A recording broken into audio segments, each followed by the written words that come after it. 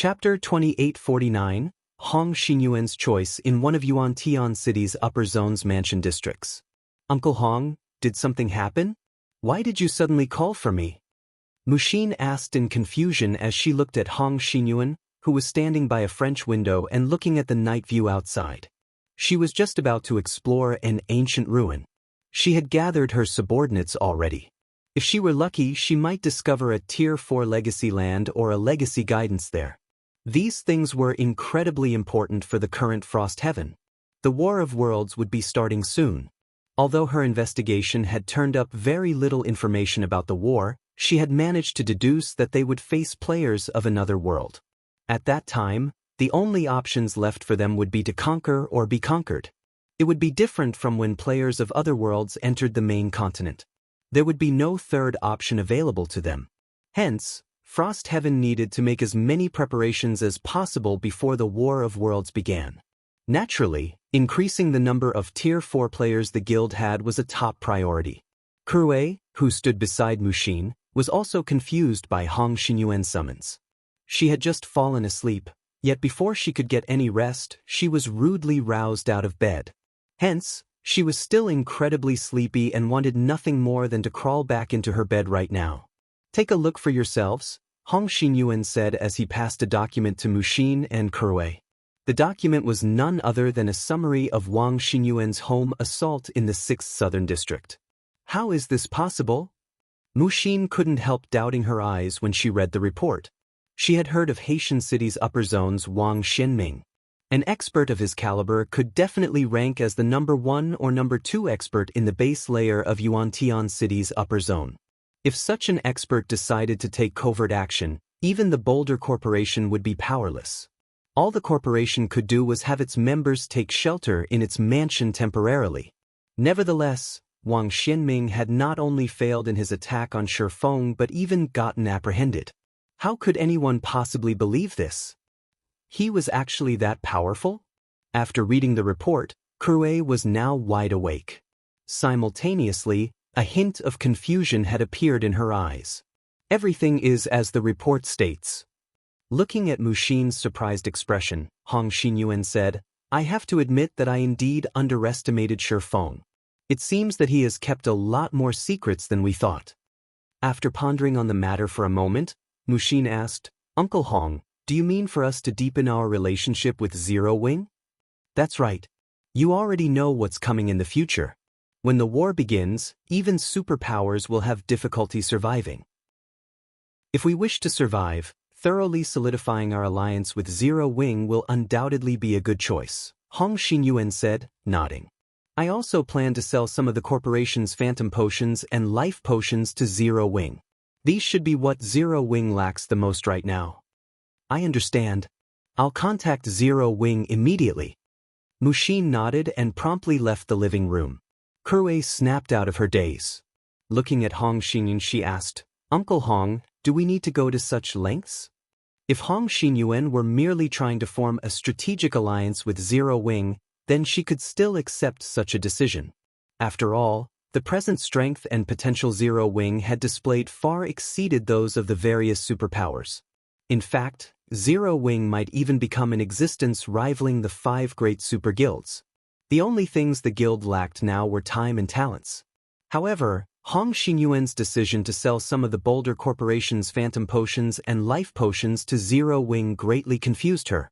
These items served as the foundation for the various corporations. Even the successors of major corporations could get their hands on only a limited number of them. You don't understand. Wang Xianming isn't someone who can be defeated so easily. The cards and secrets Shifeng has hidden are absolutely extraordinary. Shaking his head, Hong Xinyuan said, deepening our relationship with him now will be beneficial for both the corporation and you two sisters. In reality, apart from Shifeng's great potential, another reason behind Hong Xinyuan's decision to go to such lengths to befriend Shifeng was an astonishing piece of information Xia Qingying had leaked to him. Shifeng wasn't the person who defeated Wang Xianming. Hong Xinyuan knew that Wang Xuanming's combat power was only slightly beneath Xia Qingying's. Hence, defeating Wang Xianming was an incredibly challenging proposition. Needless to say, Defeating him in just a few seconds would be even more difficult. Only the big shots living in the upper zone's middle layer could defeat Wang Xianming that fast. If the Boulder Corporation could befriend such big shots, it would bring much greater benefits to the corporation than simply silently developing its foundations on the base layer. At the same time, inside a mansion in the distant Haitian city's upper zone. "Young master, what should we do?" Yi Kuei asked in a worried tone as he looked at Lu Tiandi, who had just exited his gaming cabin. Yuan-Tian City's upper zone has already apprehended Mr. Wang. If your teacher blames you, Wang Xianming was a bona fide peerless genius. Finding a student like him was difficult, even for the middle layer's big shots. Now that Wang Xianming had been caught conducting a home assault, he would definitely be banished from the upper zone. Without the upper zone's various resources, any further improvements would be utterly impossible for him. After hearing Yi Kuei's report, Lu Tiandi smiled and said, "We don't need to do anything. Although the outcome is different from what I imagined, things are still progressing according to plan. Now, all we need to do is sit back and wait." Wang Xianming had always been their teacher's favorite pupil, receiving the best resources available. Hence, Lu Tiandi had always gotten shortchanged in terms of resources. If not for Lu Xinglua suffering a major failure, his teacher wouldn't have started placing importance on Lu Tiandi at all. Lu Tiandi's original plan had Wang Xianming and Shifeng forming a grudge against each other. In his opinion, with Shifeng's abilities and potential, Wang Xianming probably couldn't do anything significant to Shifeng. Once Wang Xianming failed in his attack, Shifeng would definitely retaliate and create a lot of problems for Wang Xianming. Naturally, Wang Xianming wouldn't sit still and would retaliate against Shifeng as well. Shifeng had exceeded Lu Tiandi's expectations and defeated Wang Xianming. However, this was not bad news for Lu Tiandi. In fact, this was the outcome he hoped to see the most. After all, not only would Wang Xianming get banished from the upper zone now, but Shifeng would also earn the ire of their teacher. Once their teacher retaliated, Shifeng would most likely be forced to leave the upper zone. In fact, he might even disappear from the world altogether. At that time, Lu Tiandi could plan on taking over Zero Wing. According to plan? Yi Kuei shuddered involuntarily when he saw Lu Tiandi's indifferent smile. He never thought that Lu Tiandi would scheme against even Wang Xianming. Ignoring his butler's reaction, Lu Tiandi said, "All right, move along. I still need you to take care of Ji Lurong's group in God's domain." "Yes, sir." Yi Kuei responded in a hurry. Although he had long since known that those who stood in Lu Tiandi's way would never have a good ending, he still got frightened when he saw one of Lu Tiandi's schemes coming to fruition. Meanwhile, after Wang Xuanming's assault, Yuan-Tian City's upper zone arranged for Shifeng's group to live in a better residential unit. Xia Qingying had an enforcement robot stationed near Shifeng's new house long-term to prevent a similar situation from occurring. As icing on the cake, the Green God Company gifted 10 Phantom Potions and 10 Life Potions to Shifeng as compensation. However, Shifeng did not feel happy at all in this situation. On the contrary, he even felt slightly pressured. Now that Wang Xianming is in custody, his teacher definitely won't spare me. Even with an enforcement robot guarding the house 24/7, it'll probably be difficult to stop the retaliation of a mental strength master. As Shifeng studied the information Xia Qingying supplied him, his head ached. Fu Zhouzhong, Wang Xuanming's teacher, was no ordinary individual. He was an expert that ranked at the top even in the middle layer and wielded incredible authority. He even had influence over several corporations operating in Yuan-Tian City that rivaled the Boulder Corporation in scale. If Fu Zhouzhong began targeting Shifeng would most likely have difficulty acquiring resources from Yuan-Tian City's base layer. Although it is still a little early, it seems I have no choice but to take on the Divine Dragon's trial. Even now, Shifeng still wasn't confident of completing Auerbach's trial. This was because a Tier 4 Divine Dragon was much stronger than an ordinary Tier 4 dragon. Even Tier 5 existences were unlikely to be a match for a Tier 4 Divine Dragon. Originally, Shifeng had planned to challenge the trial only after further improving his mana body. Read latest chapters at Wuxia World. However, it seemed that he had no choice but to push his plans forward. It was of utmost importance that he completed the Divine Dragon's trial now. This was because only by completing Auerbach's trial would he become the Divine Dragon's true companion. If that happened, Zero Wing could thoroughly solidify its position on the Western continent, and the Starlight Fortress could serve a much greater purpose. At that time, Zero Wing would be able to not only recruit talents from the Western continent in large numbers but also acquire large amounts of 7 Luminaries crystals. After all, a Heaven Mode regional dungeon produced an astonishing amount of 7 Luminaries crystals. With the 7 Luminaries crystals he acquired, he would then be able to exchange for a bunch of Phantom Potions and Life Potions. Only by securing Phantom Potions and Life Potions in bulk could he achieve a breakthrough in his mental strength in the real world and his concentration in God's domain. After returning to his room, Shi Feng promptly consumed a Phantom Potion and a Life Potion. He then lay in his fearless cabin and logged into the game. Chapter 2850, Divine Dragon's Trial. Zero Wing City, Zero Wing's residence. After Shi Feng came online, the first thing he did was assign tasks to Liang Jing and Yulan, particularly the distribution of the Tier 3 mana set equipment he had produced. He had made more than 200 of these sets, and he tasked Yulan with secretly gathering a batch of Tier 3 experts who could equip them. Once these experts were geared with the Tier 3 mana set equipment, Zero Wing would gain an additional trump card.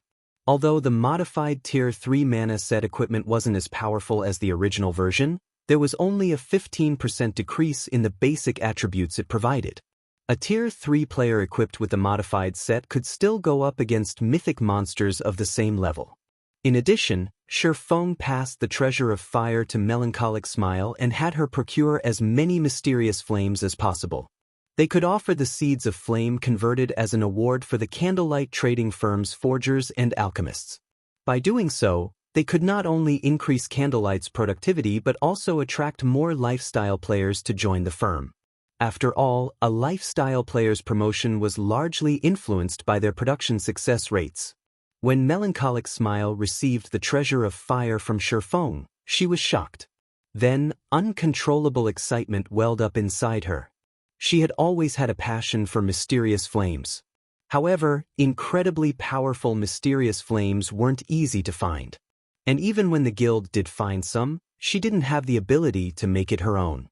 Thus, the mysterious flame she currently used was only a Tier 2 mysterious flame. No lifestyle player had managed to absorb either of the 2 Tier 3 mysterious flames sitting in the guild warehouse even now. However, the Purification Crown resolved the hurdle preventing lifestyle players from absorbing stronger mysterious flames and could even produce mysterious flames using various types of flames. Melancholic Smile could already envision the swarms of lifestyle players fighting to join the Candlelight trading firm. At that time, be it the construction of the Crimson Dragon flying ships or another mobile fortress, Candlelight wouldn't have to worry about lacking talents and manpower. At the same time, with Gentle Snow and Aqua Rose's return, Zero Wing no longer lacked apex combatants to protect it. Hence, Shi Feng tasked Fire Dance with secretly gathering information on the 7 treasures and collecting them directly, if possible. The 7 treasures were not only crucial for his quest, but their various supportive functions were simply heaven-defying, providing incredible help to both individuals and guilds. Previously, when players in God's domain were still low-leveled and weak, the likelihood of them encountering the 7 treasures was low. However, now that more and more Tier 4 players had begun appearing, the chances of players stumbling over the 7 treasures were much greater. Not to mention, the present Zero Wing was already far stronger than before. After its recent rapid development, Zero Wing now had more than 50,000 Tier 3 players under its command, a number that rivaled what the various superpowers had. In addition, the number of partners Zero Wing had continued to increase. Recently, Frost Heaven had thoroughly solidified its alliance with Zero Wing, drastically increasing Zero Wing's influence on the Eastern continent. At this point, Zero Wing could expand its territory already. Hence, his hunt for the 7 treasures was no longer an impossible task. Moreover, he had to get his hands on the 7 treasures to elevate Zero Wing's strength further. This was because only by gathering all of the 7 treasures could he fully utilize their power. In fact, the 7 treasures could even suppress the endless abyss. If Zero Wing could acquire this power, thoroughly making an enemy out of the 5 great super guilds wouldn't be a problem. It also wouldn't have to fear the invasion of other gods' domains. After Shi Feng finished assigning tasks, he promptly teleported to the Starlight Fortress to take on the Divine Dragon's trial so that he could solidify Zero Wing's position on the Western continent. At that time, even if the World Seal broke and the War of Worlds began, Zero Wing would have the ability to defend itself against the attacks of the foreign gods' domain's powers. Western Continent, Starlight Fortress. The summoning array at the top of the summoning tower lit up, and Shi Feng appeared in the summoning hall a moment later. Standing atop the summoning tower, Shi Feng had a full view of the Starlight Fortress's situation. At present, the Starlight Fortress was no longer the same as before. Not only had the number of players visiting the fortress increased massively, but even the weakest among them was at Tier 3. There were even quite a number of Tier 4 experts roaming the streets. After briefly scanning the fortress, Shi Feng discovered at least 10 Tier 4 players, nearly outnumbering what Zero Wing City had. If not for the Divine Dragon's presence, even if the Starlight Fortress had Divine Tribe and Netherworld Empire's assistance, it would still be very difficult to keep all these players in check, not to mention the large number of visiting NPCs and NPC forces greedily eyeing the fortress. Yet, due to the Silver Divine Dragon, these players and NPCs had no choice but to lie low. After checking the fortress's situation, Shi Feng went to the Summoning Tower's summoning altar, which was also the Silver Divine Dragon's resting place. When Shi Feng arrived in the spacious summoning altar, what greeted him was the sight of a miniature version of the Silver Divine Dragon Audiobook. The Divine Dragon, which was only around a dozen meters in length, was sleeping quietly in the middle of the room. At this time, Audiobook had already reached level 164.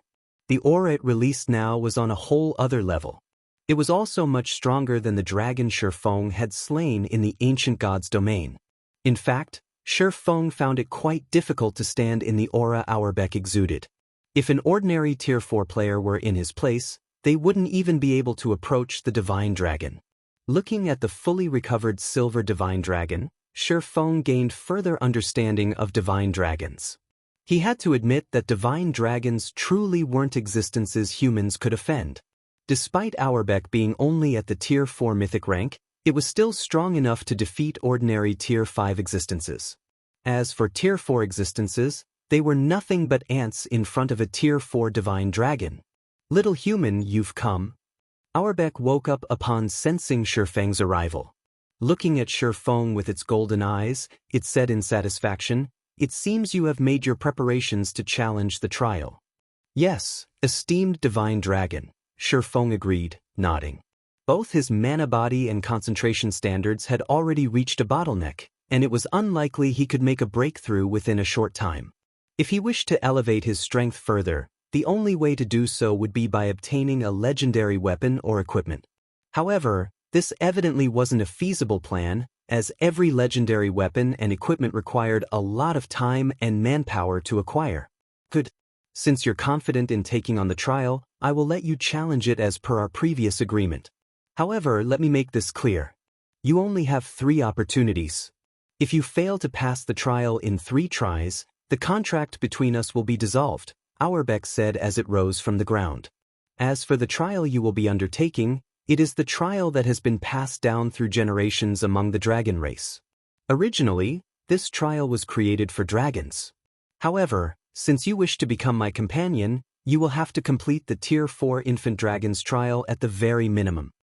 "A trial for Tier 4 Infant Dragons?" Shi Feng was astonished by Audiobook's words. Although he had long since known that the Divine Dragon's trial wouldn't be simple, it would seem that he had still underestimated it. A Tier 4 Infant Dragon could fight even Tier 5 existences. Yet, he was supposed to face a trial created for Tier 4 Infant Dragons. "I will teleport you to the Dragon Temple. Remember, you will not be able to use external tools there. You must rely on your own strength to conquer the trial. If you die within the trial, you will be teleported back here automatically." After saying so, Audiobook began chanting an incantation in dragon tongue, generating divine runes around Shi Feng one after another. 5 seconds later, Shi Feng was cocooned in countless golden divine runes. He then transformed into a streak of light and disappeared from the summoning altar, leaving Auerbach by itself in the spacious room once more.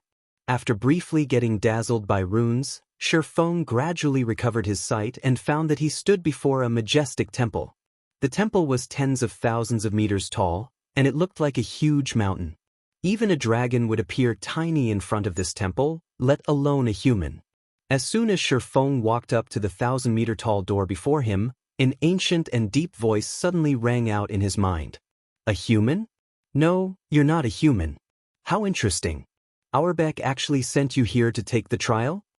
Along with this voice, the phantom of a gigantic dragon gradually faded into view before Shi Feng.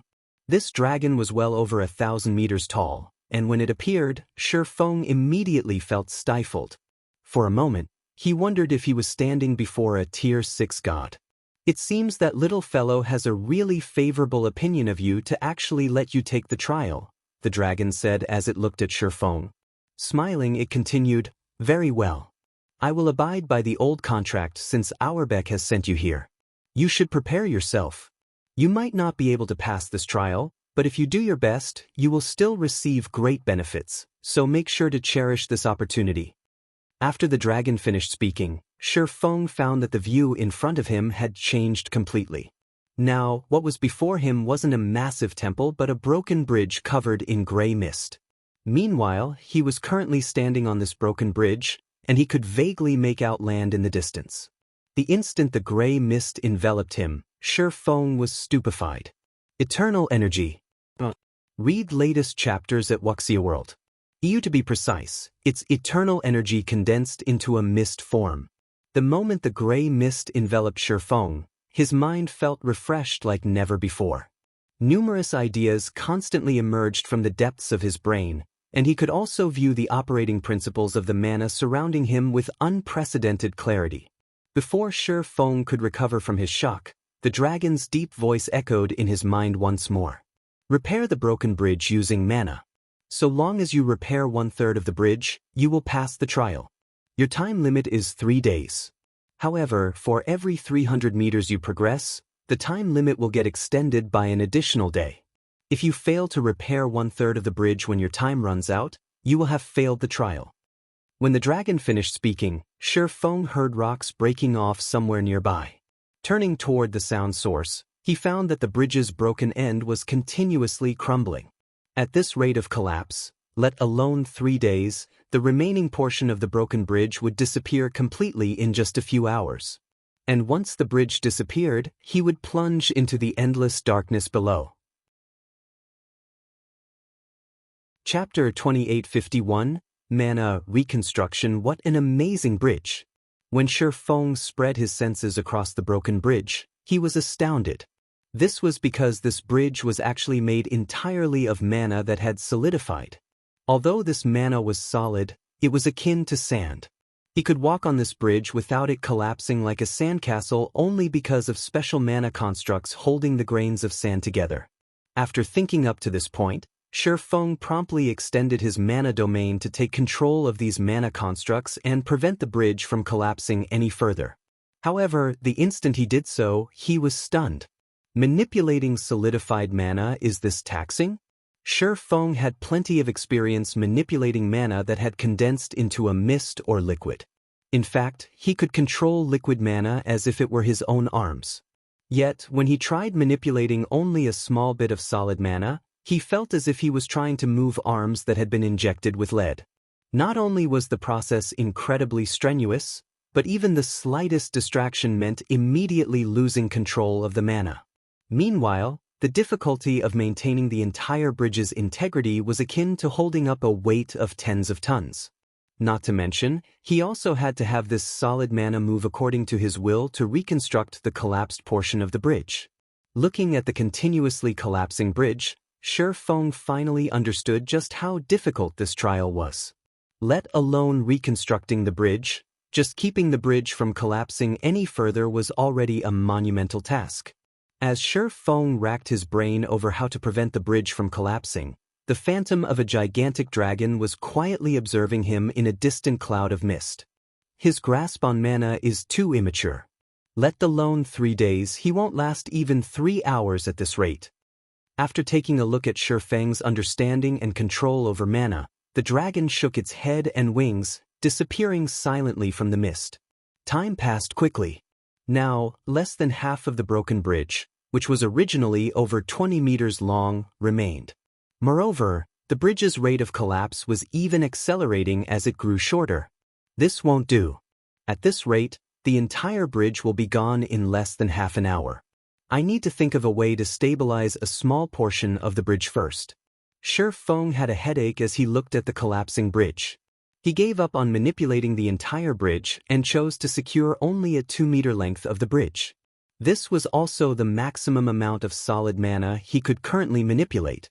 Any more and the solid mana would challenge his control. Everything progressed just as Shifeng expected. In less than 20 minutes, the portion of the bridge he had given up on collapsed completely, and only the 2-meter stretch under his feet remained relatively stable. Even so, this small portion was still disintegrating gradually. How strange. Shifeng stared in confusion at the drastically slower collapse. The mana constructs that had been keeping the bridge together before clearly had their mana supply cut off and operations stopped after I arrived. However, the bridge's initial rate of collapse was much slower than when I started controlling it. The rate of collapse accelerated afterward. When he saw the broken bridge starting to collapse right after he appeared, he thought it signaled the start of his trial and represented his time limit. However, when he began manipulating the solid mana, he realized that he had been mistaken. The mana constructs keeping the bridge together had simply stopped operating, so the solid mana would naturally try to revert to its original form. Is there something wrong with my manipulation method? Shifeng couldn't help entertaining such a question. However, he promptly shook his head and denied this thought. No, I was simply manipulating the solid mana according to the original mana constructs. There shouldn't be a problem with my manipulation method. Otherwise, the entire bridge would have collapsed instantly instead of breaking apart bit by bit. A mana construct was similar to a magic array. If one did not use the appropriate method to manipulate a magic array, it would not activate. This was also the case for mana constructs, except mana constructs were much more fragile than magic arrays, crumbling if manipulated incorrectly. Due to his understanding of mana constructs, Shifeng had to wonder what exactly he had done wrong in preventing the bridge's collapse. Due to the eternal energy surrounding him, Shifeng's mind was operating with unprecedented clarity and activity. Numerous ideas came to mind, and he considered the issue from various perspectives. When less than 1 meter of the bridge remained, Shifeng's eyes suddenly widened in realization. I see. I've been doing things wrong from the very beginning. I shouldn't have tried to force the mana. Whether manipulating my own mana or the ambient mana, I should guide it down the desired path instead of compelling it to do so. While forcing mana does produce some results, mana has its own operating principles. Not only is forcing mana strenuous, but the bridge's mana will also conflict with my own mana. Upon thinking up to this point, Shifeng immediately began guiding his own mana into the mana constructs holding the broken bridge together. He no longer compelled it to enter the mana constructs. However, guiding mana was much more difficult than he had thought. This was because the mana in the environment was heterogeneous. Even his own mana was composed of various types of mana. Needless to say, trying to guide all these diverse types of mana to do the same thing was an impossible task. This meant that he had to refine and separate the different elements of mana in his body and have them do different things. Originally, accomplishing such a refinement would require a lot of time. After all, the disparate elements of mana in his body were all intermixed. Just separating them would already drive countless expert players to despair. To put this task into perspective, one could imagine a player's mana body as a box filled with millions of marbles of different colors, and these marbles represented mana of different elements. If players wanted to use a specific type of mana within their bodies, they would have to sort through all of these marbles and take out the ones they wanted to use. Doing so would be incredibly difficult and time-consuming. Not to mention, a mana body was much more complex than a box of marbles, which would further add to the difficulty. Fortunately for Shifeng, he had acquired a Saint's Legacy. Although the Ice World Saint's Legacy focused more on the ice element, the Legacy had provided an introduction to the other elements. Thank goodness that Saint Legacy mentioned the various elements of mana. Otherwise, I likely wouldn't have any hope of completing the trial this time. Shifeng couldn't help smiling bitterly as he sensed the jumbled mana flowing within his body. Previously, when he made use of mana, he did not bother segregating it at all. He simply used it as it was and didn't find any problem with it. Now, however, he realized that his past actions had thoroughly mixed up the various types of mana in his body and made them even more difficult to separate. Separating the various types of mana in his body without knowing their basic properties would be akin to sorting a box of colorful marbles while colorblind. That would be mission impossible. Immediately, Shifeng began classifying his mana based on the Ice World Saint's introduction on the various elements. Fire-type mana was violent, scorching hot, and extremely difficult to control. Ice-type mana was quiet, cold, and hardly moved. Wind-type mana was free, refreshing, and spirited. Different elements of mana had their own habits and operating principles. If it were in the past, Shifeng would have found it impossible to distinguish them in detail. However, Shifeng was currently a half-step Grandmaster Magician. While distinguishing between the various types of mana remained difficult, it wasn't impossible. One trick he thought of to facilitate this process was constructing a single attributed elemental magic array for each of the various elements. This magic array would act as a filter and capture only the specific element of mana it was made to capture. The other elements would pass through the magic array unimpeded. This way, whenever he wished to call upon a particular element, he could immediately use the corresponding elemental magic array to gather the mana he needed. Originally, constructing these elemental magic arrays within one's mana body was a very delicate task. Even a half-step Grandmaster Magician like Shifeng would need 1 or 2 days to construct all of the necessary elemental magic arrays. However, thanks to the eternal energy surrounding him, Shifeng spent only 15 minutes constructing all the necessary magic arrays. Immediately, the various elements of mana in Shifeng's mana body gathered at specific locations, no longer one big heterogeneous mess. Amazing! So, this is the effect of segregating mana? When Shifeng scanned the mana in his body, he found that not only had its purity undergone a qualitative transformation, but his mana body also resonated far more powerfully with the environment. In fact, he also had a much easier time manipulating the magic array responsible for controlling his mana body. Now, he could even operate his mana body with a threefold manipulation method. So, this is why I couldn't cross the 110% threshold despite my concentration having reached the Tier 4 peak standard. Looking at the system notification that had appeared before him, Shifeng grew ecstatic. Just a moment ago, his mana body's completion rate had hit the legendary threshold. Read latest chapters at Wuxia World. His mana body had reached a 120% completion rate.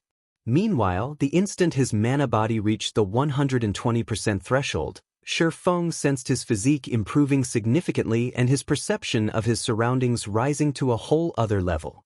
Most importantly, his mana was not only much denser than before, but its quantity had also doubled. Now that I'm done segregating my mana, it's about time I started taking on the trial. Shifeng shifted his gaze toward the half-meter-long bridge underfoot.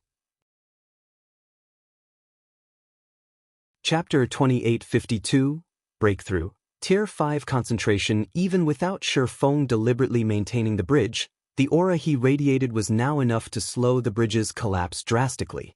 A 120% completion rate mana body truly is amazing. No wonder people thought players could contend against a dragon of the same tier once a player's mana body reached 120% completion. Shifeng was astonished as he studied the stabilized bridge underfoot. Despite not making a conscious effort to control his mana body, he exerted a powerful stabilizing effect on his surroundings. With how powerful his current mana body was, he couldn't even begin to imagine how powerful his mana domain had become. Fighting a dragon of the same tier and level aside, he could now contend against a half-step demon king of the same level, at the very least. Afterward, Feng began injecting his segregated mana into the broken bridge. Once he did so, the broken bridge seemed renewed. The bridge's gradual collapse instantly halted, and its toughness had clearly risen to a whole new level as well. At this time, the bridge could probably receive Tier 4 attacks without sustaining any damage. Amazing! Sure enough, this is the true way to use mana. In the past, whenever he activated a skill or spell, he would make use of every type of mana available in his body to manipulate the ambient mana around him. Achieving a 10% efficiency by doing so would already be fortunate. This was because most skills and spells utilized only a specific element of mana to activate. To manipulate only a specific type of mana in the environment, using the corresponding element of mana to do so would yield the best results. Using other elements would still allow one to exert a certain degree of control. However, the efficiency would be incredibly poor. A backlash might even occur. Now that Feng had perfectly matched his mana with the ambient mana, he could use the ambient mana's power at 100% efficiency. One could easily imagine how much of a boost to his combat power this change would bring. After thoroughly stabilizing the broken bridge, Feng shifted his attention to the mana constructs, keeping the bridge together. Keeping the bridge's mana constructs stable and operational could be considered the bottom line for this trial. If he wished to pass the trial, he would need to reconstruct the bridge. Otherwise, all he could do was stand still and stare idly at the distant land until his time ran out. After carefully inspecting the bridge, Feng was surprised. Previously, he had focused entirely on stabilizing the bridge, so he hadn't spent much time observing the bridge itself. Now that his mana body had reached a 120% completion rate, his perception of his surroundings had improved to a point where it felt as if he had again taken over a half-step Demon King's body. DI as expected of the Dragon Race's trial. This bridge's mana constructs are simply phenomenal. Feng sighed in awe as he observed the broken bridge's structure. This bridge has made use of practically every property and operating principle of the various elements of mana. Without a considerable understanding of these aspects, it would be impossible to create such mana constructs. In God's domain, it was already a heaven-defying task for players to gain a deep understanding of the operating principles of the various types of mana. Hence, making proper use of these types of mana was simply a luxury players couldn't afford. In fact, even the Ice World Saints Legacy provided a detailed introduction of only Ice-type mana and just briefly touched on the other elements. Needless to say, the Legacy didn't include instructions on how to use these other mana types. However, the bridge Feng stood on perfectly displayed the basic use of the various elements of mana. It was much better than a simple text introduction. Of course, it wouldn't be an easy task to see how exactly this bridge was constructed. This was because ordinary Tier 4 existences couldn't get a clear view of the operating principles of mana, let alone the operating principles of a mana construct. Only dragons with their high life ratings could possibly accomplish such a feat at Tier 4. Even so, this situation was definitely a massive opportunity for Tier 4 players. The biggest hurdle Tier 4 players needed to cross to reach Tier 5 was the construction of their personalized mana body. This process required players to have not only excellent control over mana but also a profound understanding of the operating principles and usage of mana and knowledge of the construction of mana bodies. Meanwhile, the broken bridge underneath Feng just so happened to address these problems. Suppressing the impatience in his heart, Feng immediately began reconstructing the broken bridge with his own mana. Following this, time passed quickly. Although reconstructing the bridge was incredibly challenging, due to the eternal energy surrounding him, Feng found that the incomparably complex mana constructs weren't impossible to understand. Despite encountering failure one after another, Feng did not grow disappointed but even became increasingly excited instead. This was because he was making progress with each failure. As he continuously adjusted his utilization of the various mana types, his control over them also improved in precision and efficiency. After experimenting for 2 days straight, Shi Feng finally constructed a half-meter-long bridge. I did it! I finally did it! An indescribable sense of joy and excitement welled up in Shi Feng's heart as he looked at the portion of the bridge he had reconstructed. Although the bridge he reconstructed looked much cruder than the original bridge, it did not send him plunging into the abyss below when he tried to stand on it. Most importantly, he had finally gained a basic understanding of the various mana constructs. This meant that he had finally reached a qualified level when it came to utilizing the various elements of mana. With these achievements, he was confident he could begin constructing his Tier 5 mana body. Of course, Shi Feng did not let his achievements blind him. He still gave the trial's completion top priority. After all, having a divine dragon as a companion was much more important than constructing his personalized mana body. Immediately afterward, he resumed reconstructing the broken bridge and advanced toward the distant land.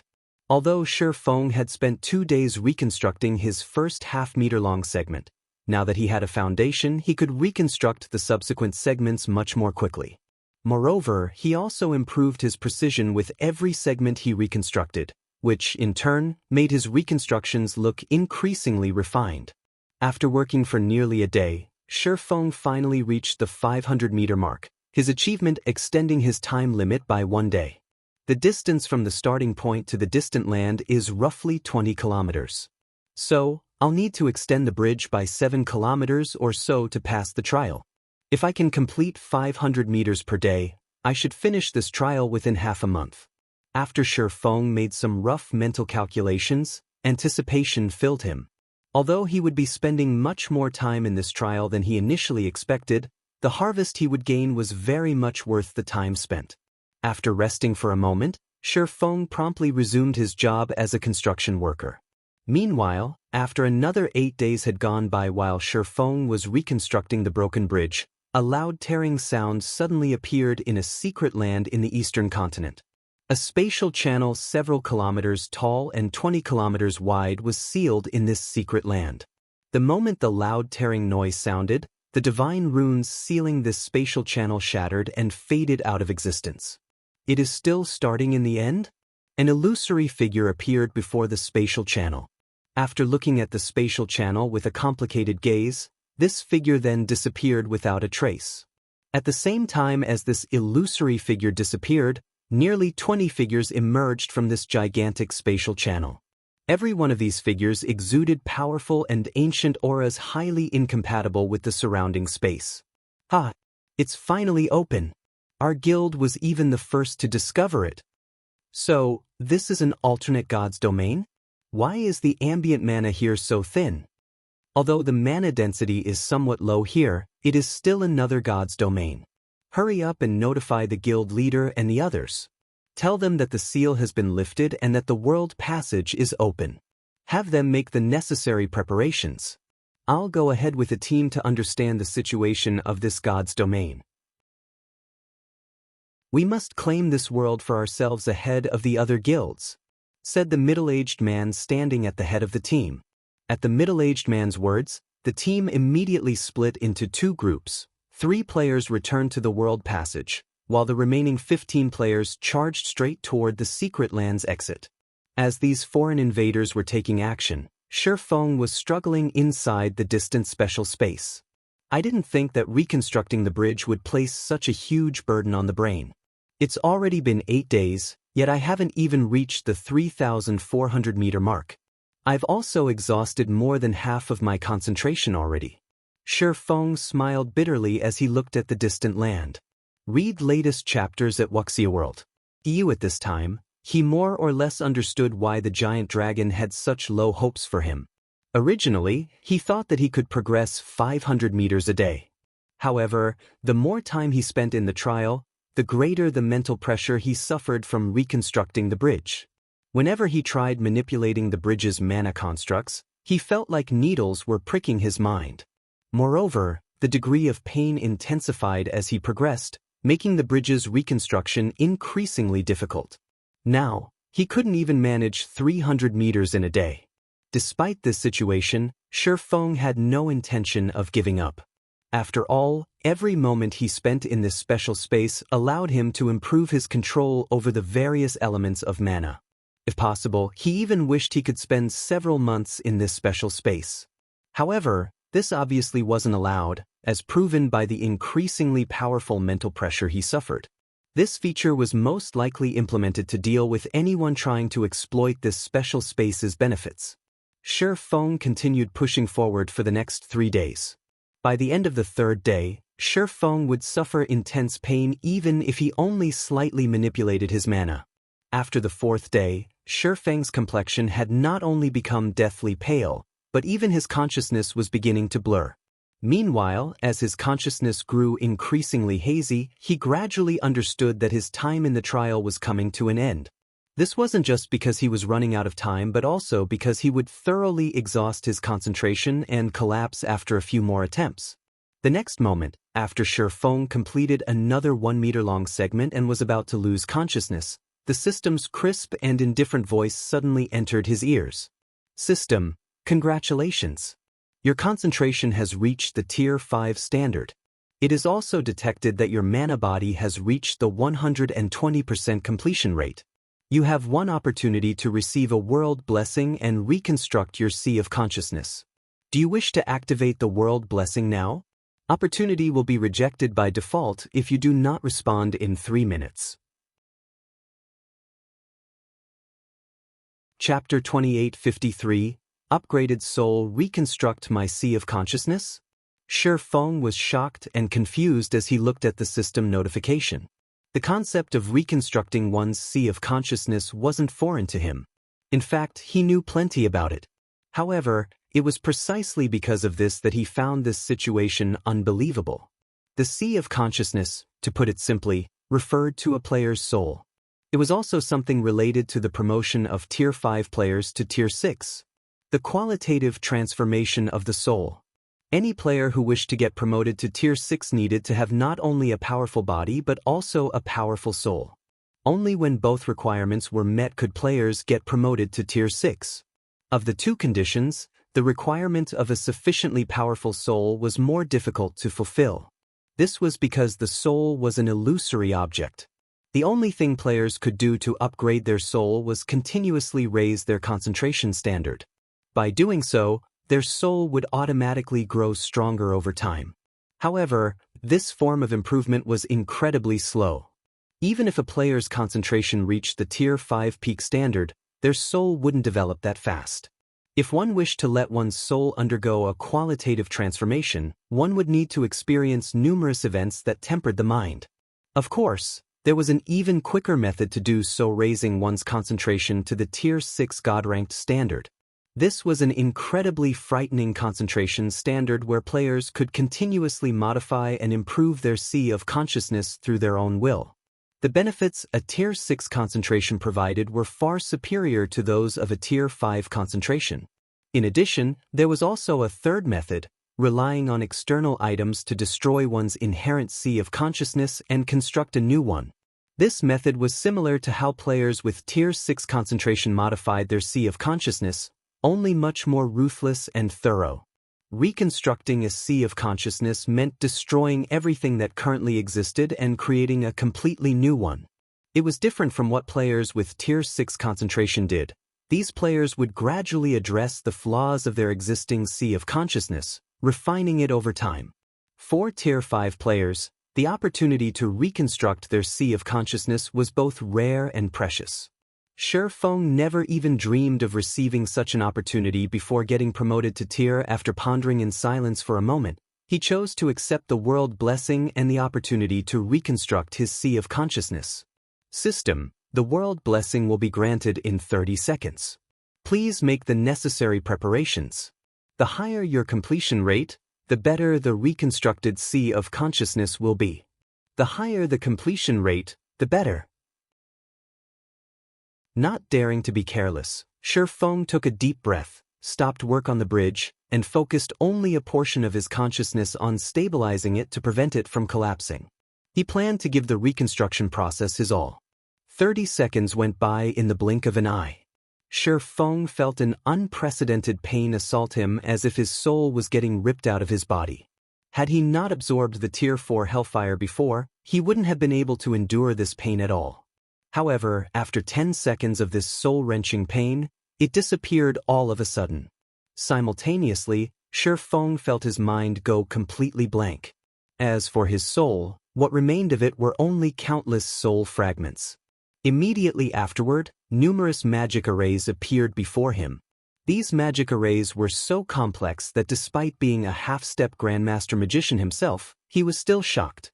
He spotted over a dozen Grandmaster magic arrays.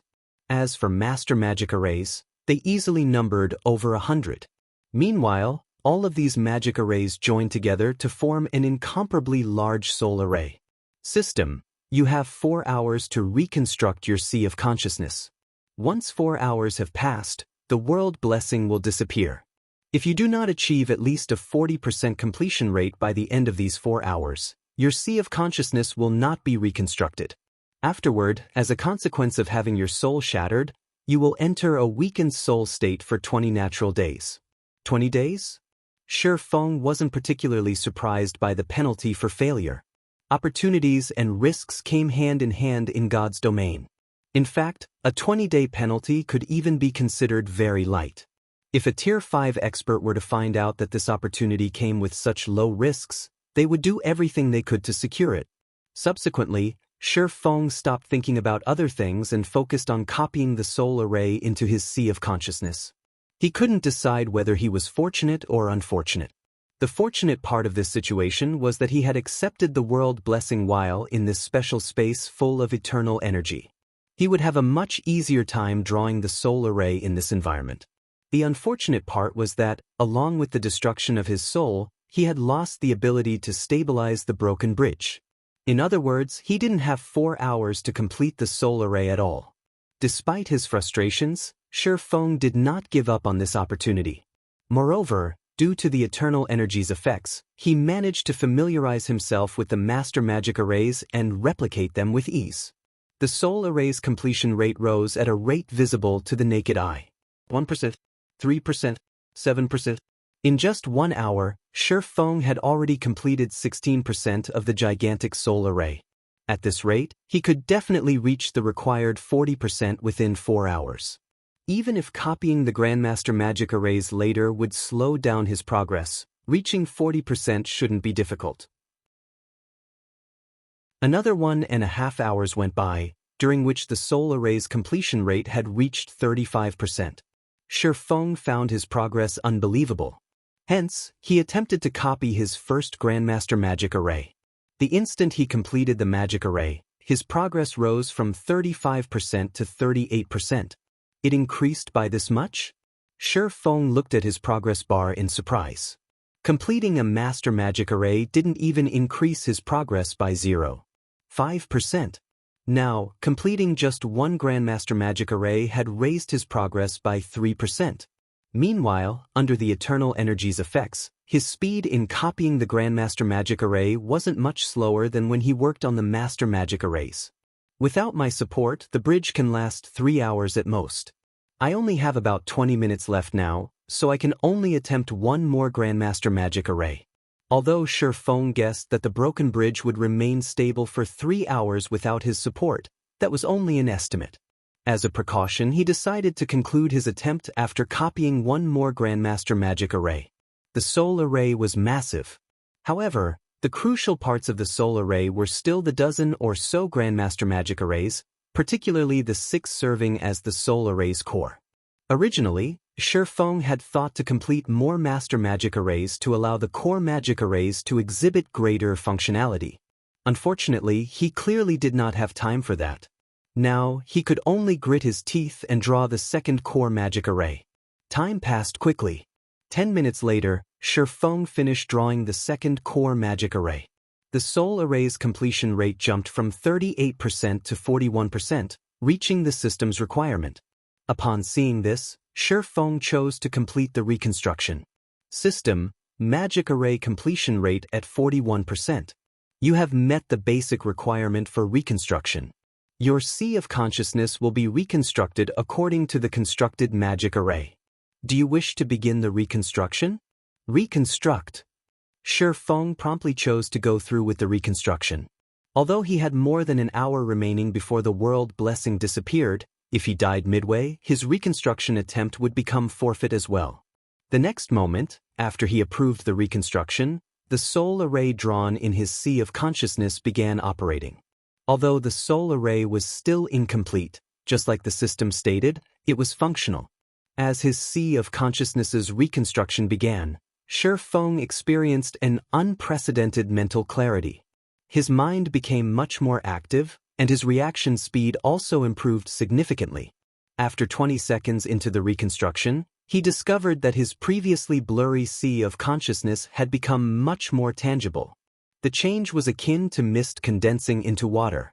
The change might not seem significant, but the density of his sea of consciousness had undergone a qualitative transformation. Although his sea of consciousness was still in an illusory state, Shi Feng could tell that his thinking speed had more than tripled. So long as he focused his mind, he could observe the world around him in a decelerated state. Amazing! Shi Feng was astonished as he inspected his newly reconstructed sea of consciousness. No wonder so many Tier 5 experts in the past had been so crazy about reconstructing their sea of consciousness. With my current sea of consciousness, even though my concentration is only at the Tier 5 basic standard, the rate of my soul's improvement is probably faster than someone with Tier 5 peak concentration. His concentration remained at the Tier 5 basic standard. However, his soul's strengthening rate was superior to even that of experts with Tier 5 peak concentration. The next moment, when Shi Feng opened his eyes again, his surroundings looked completely different from before. The range of his mental perception had increased from 100 yards to 500 yards, and his 5 senses had also undergone a qualitative transformation. Similarly, his body felt more flexible and sharper than ever before. At this time, even though he wasn't actively manipulating his mana, the 2-meter-long bridge under him actually remained nearly stable. Moreover, his concentration was no longer depleted. Instead, it was brimming like never before. It seems I shouldn't have any problems completing the trial now. Shi Feng smiled subconsciously as he looked at the relatively stable bridge. Previously, he had to make an effort to ensure that the bridge did not collapse. Doing so had taken up a lot of his focus. Now, he no longer needed to split his attention between the reconstruction and maintaining the bridge's integrity. He only needed to concentrate on reconstructing the broken bridge. This would reduce his mental stress by a large margin. Following this, Shi Feng resumed reconstructing the bridge. He had a much easier time than before, which allowed him to progress at a flying pace. After just 3 more days, his progress finally reached the 1/3 mark of the entire bridge. However, Shi Feng had no intention of stopping here. After all, the eternal energy in this place was simply wonderful. By staying here, he could not only further his understanding of the various mana types but also familiarize himself with his new sea of consciousness and verify the theories he thought up for his new mana body. Hence, he did not rush to exit the trial, continuing to advance and reconstruct the broken bridge. As Shi Feng got closer to the distant land, he found that he also had to improve the quality of the supports he constructed. Otherwise, the bridge wouldn't be able to withstand the corrosion of the abyss below. Read latest chapters at Wuxia World. After working for another 4 days and arriving at the halfway mark, he could no longer advance any further. However, his failure to progress wasn't because he had exhausted his concentration but because the supports he constructed could no longer withstand the abyss's corrosion. Short of a qualitative transformation, they wouldn't be able to hold up the bridge at all. It seems this is as far as I can go. Shi Feng couldn't help feeling a little disappointed as he looked at the distant land. At this time, it looked much clearer than before. From what he could sense, he should be able to receive massive benefits in that land. However, with his current standards, it was evidently impossible to construct a bridge of a much higher quality. Shi Feng immediately chose to leave this special space. Chapter 2854. Upgrading the Abyssal Blade inside the Ancient Dragon Temple. How surprising! The Dragon Phantom exclaimed in astonishment when Shi Feng suddenly appeared before it. Despite having the body of a human, You actually managed to clear a trial made for the dragon race. Moreover, you managed to reach the halfway point. This is a rare achievement, even among the dragon race. A rare achievement? Shi Feng was surprised by the dragon's words. The dragon race was an apex race. The perception of dragons was definitely far superior to his own. Not to mention, there were even divine dragons among the dragon race. 4 divine dragons, let alone reaching the halfway point, even completing the entire bridge and reaching the distant land shouldn't be strange. After all, the life rating they possessed far exceeded that of humans. That's right. This is a rare achievement, the Dragon Phantom said, nodding. In the dragon race's long history, only 5 have managed to reach the halfway point while still at Tier 4. Every one of them is a genius of the dragon race with an excellent bloodline. Hence, I find it truly incredible that you accomplished the same feat with just the body of a human. Shi Feng was surprised once more. He never thought that even among the dragon race, only 5 dragons had reached the halfway point while still at Tier 4.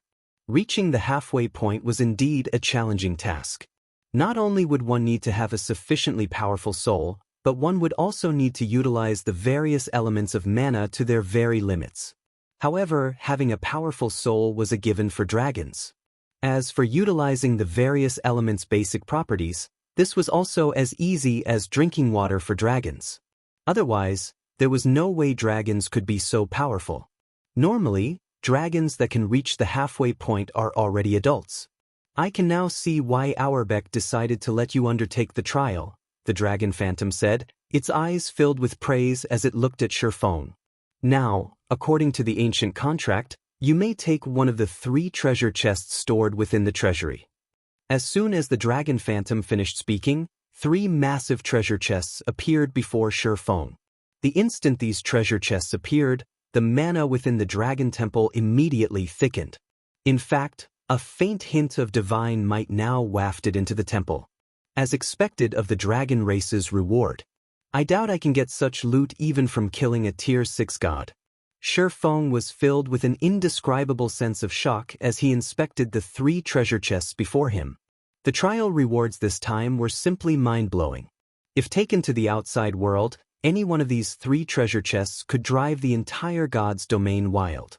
The first chest, named the Blackstone Treasure Chest, gave players 1 fragmented legendary weapon and 2 pieces of fragmented legendary equipment that suited them.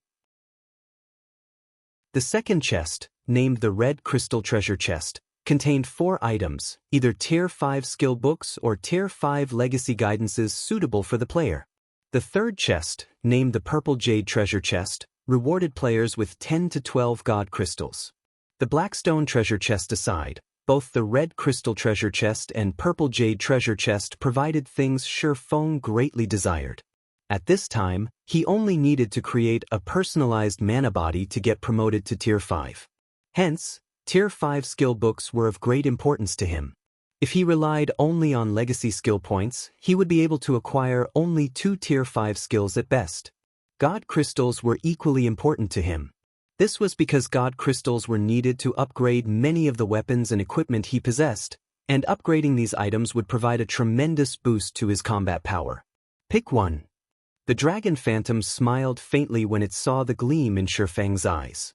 I will teleport you back in 3 minutes, so you'd best not take too long in choosing.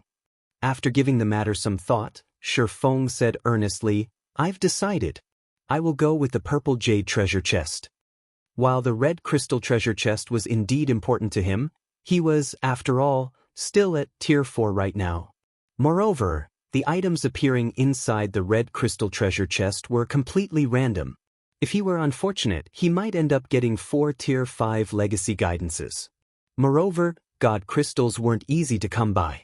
If he missed this opportunity, who knew how long he would have to wait before he received another opportunity to improve his weapons and equipment further. All right, this Purple Jade Treasure Chest is yours, the Dragon Phantom said, lifting a claw. Immediately, the barrier sealing the Purple Jade Treasure Chest disappeared. Shi Feng chose to open the treasure chest without hesitation. After all, there was no way he could bring such a massive treasure chest away. The instant the treasure chest opened, divine might gushed out of it. Bathed in this divine might, even ordinary Tier 4 players would grow fearful and dare not approach the treasure chest. However, now that Shifang's concentration had reached the Tier 5 standard, resisting this divine might wasn't much of a problem. In fact, he was confident he could stand tall in the presence of even a bona fide Tier 6 god in his present state. 11. Shifang couldn't help feeling a little disappointed when he saw the number of god crystals in the treasure chest. If not for the luck attribute having no effect on high-caliber treasure chests, he definitely would have activated Divine Providence to boost his luck. After all, the value of one god crystal nearly rivaled that of fragmented legendary items. Moreover, god crystals were just as rare as fragmented legendary items. Although that's one less god crystal than I hoped for, I have more than enough to upgrade my weapon now. The next moment, Shifang had the Abyssal Blade absorb 4 god crystals without hesitation. Now that he was at the half-step Tier 5 standard, only the Light of Two Worlds was an adequate weapon for him. The Abyssal Blade couldn't keep up with him any longer. Hence, he had to upgrade it. After the Abyssal Blade absorbed the 4 god crystals, its skills got upgraded to Tier 4, and its basic attributes underwent some changes. Abyssal Blade, one-handed sword, magic weapon, fragmented legendary rank, equipment requirement, strength 3000, agility 2000 attack power, 235% of strength attribute, attack speed 2, 3% of agility attribute, all attributes, increases according to user's level, ignore levels plus 35 attacks have 70% chance to cause 250% damage, 40% chance to cause 300% damage. Every attack increases attack speed by 2% to a maximum of 30%. When equipped, strength increased by 50%, agility increased by 50%, intelligence increased by 35%, endurance increased by 50%, attack speed increased by 40%, all effects of weapon-related skills increased by 20%, all item level requirements reduced by 10 levels. If wielder belongs to a swordsman-related class, all skill levels plus 6. Increase free ability points received for every increase in level by 2 points. Equipment Tier 4. Can be evolved. Devour 9 god crystals to evolve to Tier 5. Additional active skill 1. Darkness Bind, Tier 4. Binds all enemies within a 500-yard radius for 4 seconds and reduces their defense and magic resistance by 100% for 20 seconds. Cooldown, 40 seconds. Additional active skill 2, Darkness Domain, Tier 4. Converts an area of 800 yards around the user into a darkness domain. Weakens the senses of all enemies within the darkness domain and reduces enemies' basic attributes by 20%. While inside the darkness domain, the user may control up to 36 strands of power of darkness. Each strand carries a force equivalent to 150% of the user's strength and causes 200% darkness damage. Duration, 60 seconds. Cooldown, 10 minutes. Additional passive Profound Inheritance, Mana Abyss, Tier 4. The higher the density of the mana surrounding the Abyssal Blade, the more power the weapon will exhibit. The power of the weapon can be increased up to 150%. Additional active Profound Inheritance, Black Dragon's Soul, Tier 4. Grants the user the Black Dragon King's soul and transforms the user into the Black Dragon King. The higher the density of the surrounding mana, the higher the Black Dragon King's life rating will be. Can use the skill, Dragon Breath. Duration, 10 minutes. Cooldown, 15 hours. A sword recast from the fragments of an ancient, unknown weapon. The Black Dragon King's power has been sealed within the sword, although the Black Dragon King has cursed the weapon. Beyond the immense strength the blade offers, the wielder must face a backlash after a certain amount of time. If the wielder cannot suppress the backlash, the wielder will receive the Black Dragon King's curse, permanently reducing all attributes by 70%. Unable to be dropped. Unable to be traded. Unable to be destroyed. After the Abyssal Blade absorbed the 4 god crystals, its attributes and skills received significant improvements. Although the magic weapon was still no match for the Light of Two Worlds in terms of attack power and attack speed, it was still top tier among fragmented legendary weapons. Feng felt very satisfied after upgrading his weapon. Now that he had the Tier 4 Abyssal Blade, combined with his half-step Tier 5 standard, he was confident he could hold his own even against a real Tier 4 dragon. After all, once he transformed himself into a Tier 4 dragon, his combat standards and mastery over the elements would become much superior to the average Tier 4 dragons. Read latest chapters at Wuxia World. Although Feng also had the option of repairing the disintegration armor instead of upgrading the Abyssal Blade, he had decided against it. The disintegration armor was legendary set equipment. If he couldn't gather the complete set, the equipment requirement of an individual piece would be higher than normal. This would make it impossible for him to equip the disintegration armor. After all, legendary weapons and equipment were crafted for Tier 6 gods. Aside from a few unique legendary weapons and equipment, most would need players to reach Tier 5 at minimum to equip them. If he repaired the disintegration armor and ended up unable to equip it, he would definitely die of regret. Hence, he decided to upgrade the Abyssal Blade instead, to play safe. As for the disintegration armor, it wouldn't be too late to find more god crystals to repair it once he had reached Tier 5. It's time to leave, the Dragon Phantom said, snapping Feng out of his reverie. It then raised a claw at Feng. Immediately, divine runes appeared around Feng one after another, enveloping him completely. His body then transformed into a streak of light and disappeared from the Dragon Temple. When the divine runes surrounding Feng disappeared, he found that he was back in the Summoning Tower's summoning altar. Chapter 2855, Global Transformation inside the Summoning Altar. As the divine runes enveloping Feng disappeared, Auerbach snapped his eyes open and stared at him in surprise. You succeeded? Actually, Auerbach could tell that Feng had completed the trial the moment he laid eyes on the human.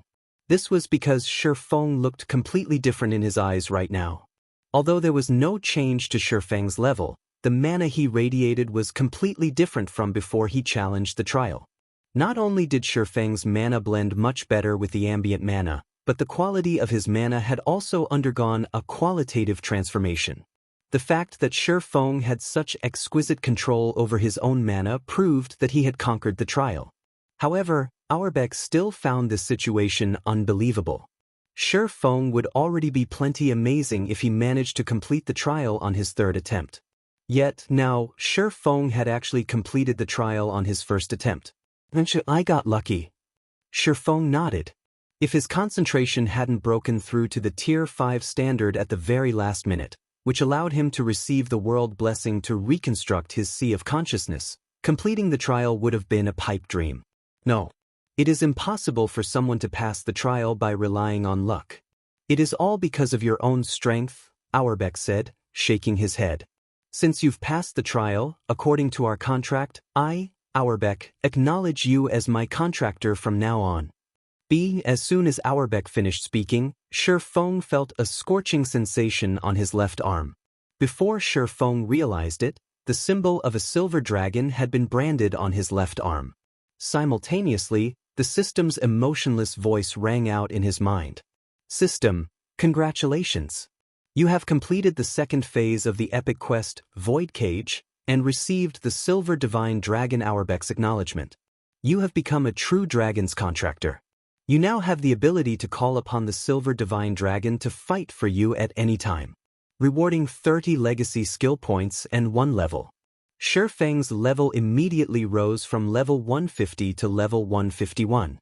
His legacy skill points also increased by 30. If you encounter any troubles in the future, call upon me, Auerbach said. With the contractor's mark, I can teleport to your location at any time. However, you should still be cautious. The contractor's mark has limited power. I cannot sense its location in certain areas. Moreover, the current god's domain is no longer the same. Although you have made significant growth, if you behave too aggressively outside, you might still fall into a desperate situation. You might even have your soul annihilated. Different? Has the world passage opened already? Auerbach's words startled Feng. Auerbach could defeat even ordinary Tier 5 individuals. Since he was issuing such a dire warning, The current god's domain must have undergone drastic changes.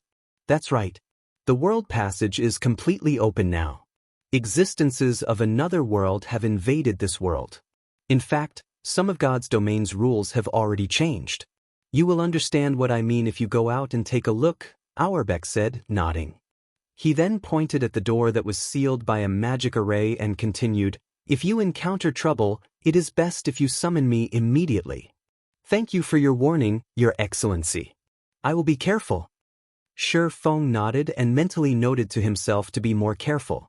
Afterward, he departed from the summoning altar. As for Auerbach, the silver divine dragon resumed its slumber in the summoning altar. The moment Shi Feng exited the summoning tower, he was stunned. What dense mana! The density of the Starlight Fortress's ambient mana had more than doubled compared to before he went to the Dragon Temple. Apart from Zero Wing City, probably no other guild city in God's domain possessed such dense mana. Even Stone Forest City couldn't compare. Moreover, Shi Feng could feel his affinity with mana increasing while bathed in this dense mana. He could also perceive the operating principles of mana with much greater clarity. This place was practically a weakened version of the ancient God's domain. However, compared to the mana environment, the changes to the Starlight Fortress's player population were even more shocking. Before Shi Feng left to challenge the Divine Dragon's trial, the Starlight Fortress's player traffic had already reached a very frightening level. However, the present fortress's player population had more than tripled since then. Shi Feng even spotted quite a few Tier 4 experts just on the street he was walking on. Moreover, he sensed the presence of at least 70 Tier 4 experts inside the Starlight Fortress. This number was simply mind-blowing. However, this still wasn't the most shocking part about the fortress. Compared to the Starlight Fortress's interior, the fortress's surroundings were much more crowded. From what Shi Feng could tell, well over 1 million players were lining up to enter the fortress. These players weren't ordinary players.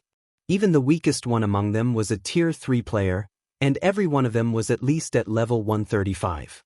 There were also Tier 4 experts standing in the queue.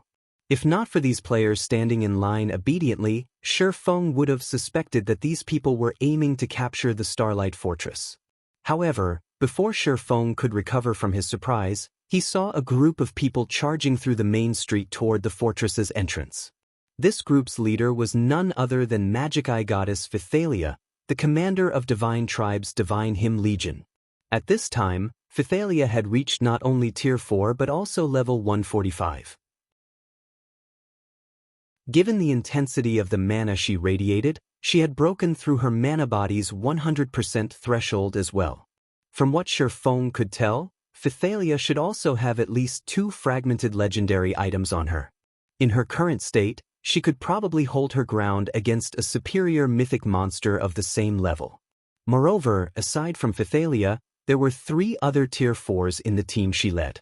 These 3 players were at the Void Realm standard and boasted 8 or more pieces of epic equipment. The only unfortunate part was that none of them had transcended the limits of their mana bodies. Even so, the strength of Phythalia's team was more than enough to raid superior mythic monsters of the same level. However, Phythalia and the others looked anxious as they rushed toward the entrance. Did something happen? Curious, Shi Feng stealthily followed Phythalia's team. Divine Tribe could be considered Zero Wing's strategic ally on the Western continent. Moreover, it was tasked with maintaining the Starlight Fortress's security on Zero Wing's behalf. Unless something major occurred, someone of Phythalia's status wouldn't take action. If need be, Shi Feng naturally had to lend her a helping hand. Shortly afterward, Phythalia's team arrived at the Starlight Fortress's entrance. At this time, the players outside the entrance were staring curiously at a group of people standing before the fortress's checkpoint. To be precise, it was a mixed group of NPCs and players. Among these players were 5 Tier 4s. As for the NPCs, there were actually over a dozen Tier 4s among them. Why are people of the Blood Alliance here? Don't the superpowers in the Alliance mainly operate out at sea? It is indeed strange. From what I remember, they've never been active on land. Instead, they've been dominating the seas since the start of the game. Even the 5 great super guilds don't dare offend them out at sea. I heard that many naval forces have clashed with the Outer World's forces at sea. Although neither side managed to secure an advantage, the Blood Alliance suffered heavy losses in these clashes. Rumor has it that the Alliance has over 5 million Tier 3 casualties thus far. 3 of the Alliance's islands were razed to the ground. The players in the queue couldn't help starting heated discussions among themselves as they looked at the Tier 4 players and NPCs. While the Blood Alliance's sphere of operations was mostly limited to the sea, the Starlight Fortress was nowhere near the sea. Just teleporting from a coastal city to the Starlight Fortress cost nearly 6 gold coins. Are they greedy for the Starlight Fortress's benefits? That's probably the case. After all, the current Starlight Fortress is simply amazing. Its mana density and the benefits the mana provides are much greater than what you can find elsewhere on the continent. Not to mention, it is also near a God Mode regional dungeon. That can't be right. Don't they know that a Tier 4 Divine Dragon is guarding this place? That's not something Tier 4 existences can go up against. While everyone wondered why members of the Blood Alliance had come to the Starlight Fortress, Phythalia's team arrived before the Blood Alliance group. Guild leader Brute, to what do we owe this sudden visit? Phythalia asked a thin man wearing a gray robe and carrying a dark wooden staff. The Blood Alliance had arrived with more than a dozen Tier 4 NPCs and 3 of the Blood Alliance's top 10 Tier 4 experts. It definitely wouldn't be an exaggeration to say that the Blood Alliance came with bad intentions. Commander Phythalia, you don't need to be so nervous. We are not here to ask for trouble. Moreover, we aren't here to meet you, Brute said, smiling faintly. In fact, this matter doesn't have anything to do with Divine Tribe. We are simply here to find Zero Wing and negotiate a partnership. Negotiate a partnership with Zero Wing? Phythalia laughed at Brute's statement. I naturally don't have a say in such a matter. However, seeing as you've brought so many Tier 4 NPCs with you, no matter how I look at it, it doesn't seem like you've come for a friendly negotiation. Read latest chapters at Wuxia World. I didn't call them here, Brute countered, shaking his head. These people are the representatives of various NPC naval forces. Representatives of NPC naval forces? Phythalia was surprised by Brute's answer. If only one NPC force had sent these Tier 4 NPCs, she wouldn't have found the situation strange. However, it was a different story if these NPCs represented multiple NPC forces. This was something she had to take seriously. In God's domain, the reason many kingdoms and empires had chosen not to spread their influence to the sea wasn't just the presence of powerful sea monsters. Another reason was the extraordinary strength of many NPC naval forces, with some even having Tier 5 NPCs leading them. Nodding, Brute said in an indisputable tone, "That's right. It's fine if you do not let us enter, Commander Phythalia. However, I don't mind letting you know that the Blood Alliance plans to requisition a portion of the Starlight Fortress's temporary residences to resist the Outer World invaders." Chapter 2856, Half-Step Tier 5, Requisition. Phythalia was momentarily stunned by Brute's words. Have you lost your mind, Brute? Phythalia wasn't the only person to have such thoughts. The spectating crowd thought so as well. The Blood Alliance, with its many superpowers and NPC forces, was indeed powerful. However, the Alliance's strength was only in the sea. On the Western continent, the Blood Alliance held no advantages. Since the Starlight Fortress was far from the sea, the Blood Alliance had no way to dispatch a large army to the Starlight Fortress. Moreover, the Starlight Fortress's defenses were something that even the 5 great super guilds were helpless against. After all, the fortress had a Tier 4 Divine Dragon guarding it. Even Tier 5 NPCs wouldn't dare go against such an existence. This was why Zero Wing could retain control over the Starlight Fortress despite having barely any of its own forces stationed on the Western continent. Otherwise, the surrounding NPC forces with Tier 5 NPCs leading them would have long since targeted the fortress. The only measure one could employ to suppress the Starlight Fortress was to place a thorough lockdown on the Star Valley. However, the Blood Alliance clearly didn't have the capability to pull off such a feat. Lost my mind. Laughing, Brute retorted, I don't think so at all. The Starlight Fortress indeed possesses powerful defensive capabilities, and there are very few forces in God's domain capable of threatening it. However, if over 100 Tier 4 NPCs lock down the Star Valley, I wonder how long the Starlight Fortress will last? Over 100 Tier 4 NPCs? When Brute finished speaking, the spectating crowd gasped. Currently, not only were NPCs much higher leveled than players on average, but NPCs were also stronger than players of the same level and tier on average. This was because NPCs' weapons, equipment, skills, and spells were superior to those of the average player. Meanwhile, a force of more than 100 Tier 4 NPCs was something not even a kingdom possessed. In other words, the Blood Alliance could actually dispatch an entire kingdom's top combatants to seal a map. Moreover, I heard that the situation over on the Eastern Continent is quite adverse, and many superpowers have already gotten annihilated. Even Zero Wing can barely keep itself afloat and can't roam about freely. In such a situation, obtaining resources will naturally be impossible, Brute said. Without the Starlight Fortress's resources, I believe Zero Wing will have even more difficulty surviving, right? Hence, we are inviting Zero Wing to become a member of the Blood Alliance right now. Not only will we help the Starlight Fortress develop, but we will also help Zero Wing defend against the Outer World invaders. Wouldn't this situation be the best of both worlds? Upon hearing Brute's proposal, nobody present could offer any rebuttals, not even Phythalia. The chaos on the Eastern Continent was no longer a secret. The entire God's domain had been greatly shaken on the day the World Passage had opened, the sudden event catching countless powers off guard. After all, a group of unknown player forces had suddenly appeared and taken over many guild cities of first-rate guilds. In fact, these unknown player forces had even laid their hands on the guild cities of superpowers. Originally, these superpowers had planned to retaliate against these unknown invaders. However, when they marched their armies to reclaim their cities, they found a large number of experts already gathered in their captured cities. Moreover, there were even many Tier 45 among these players.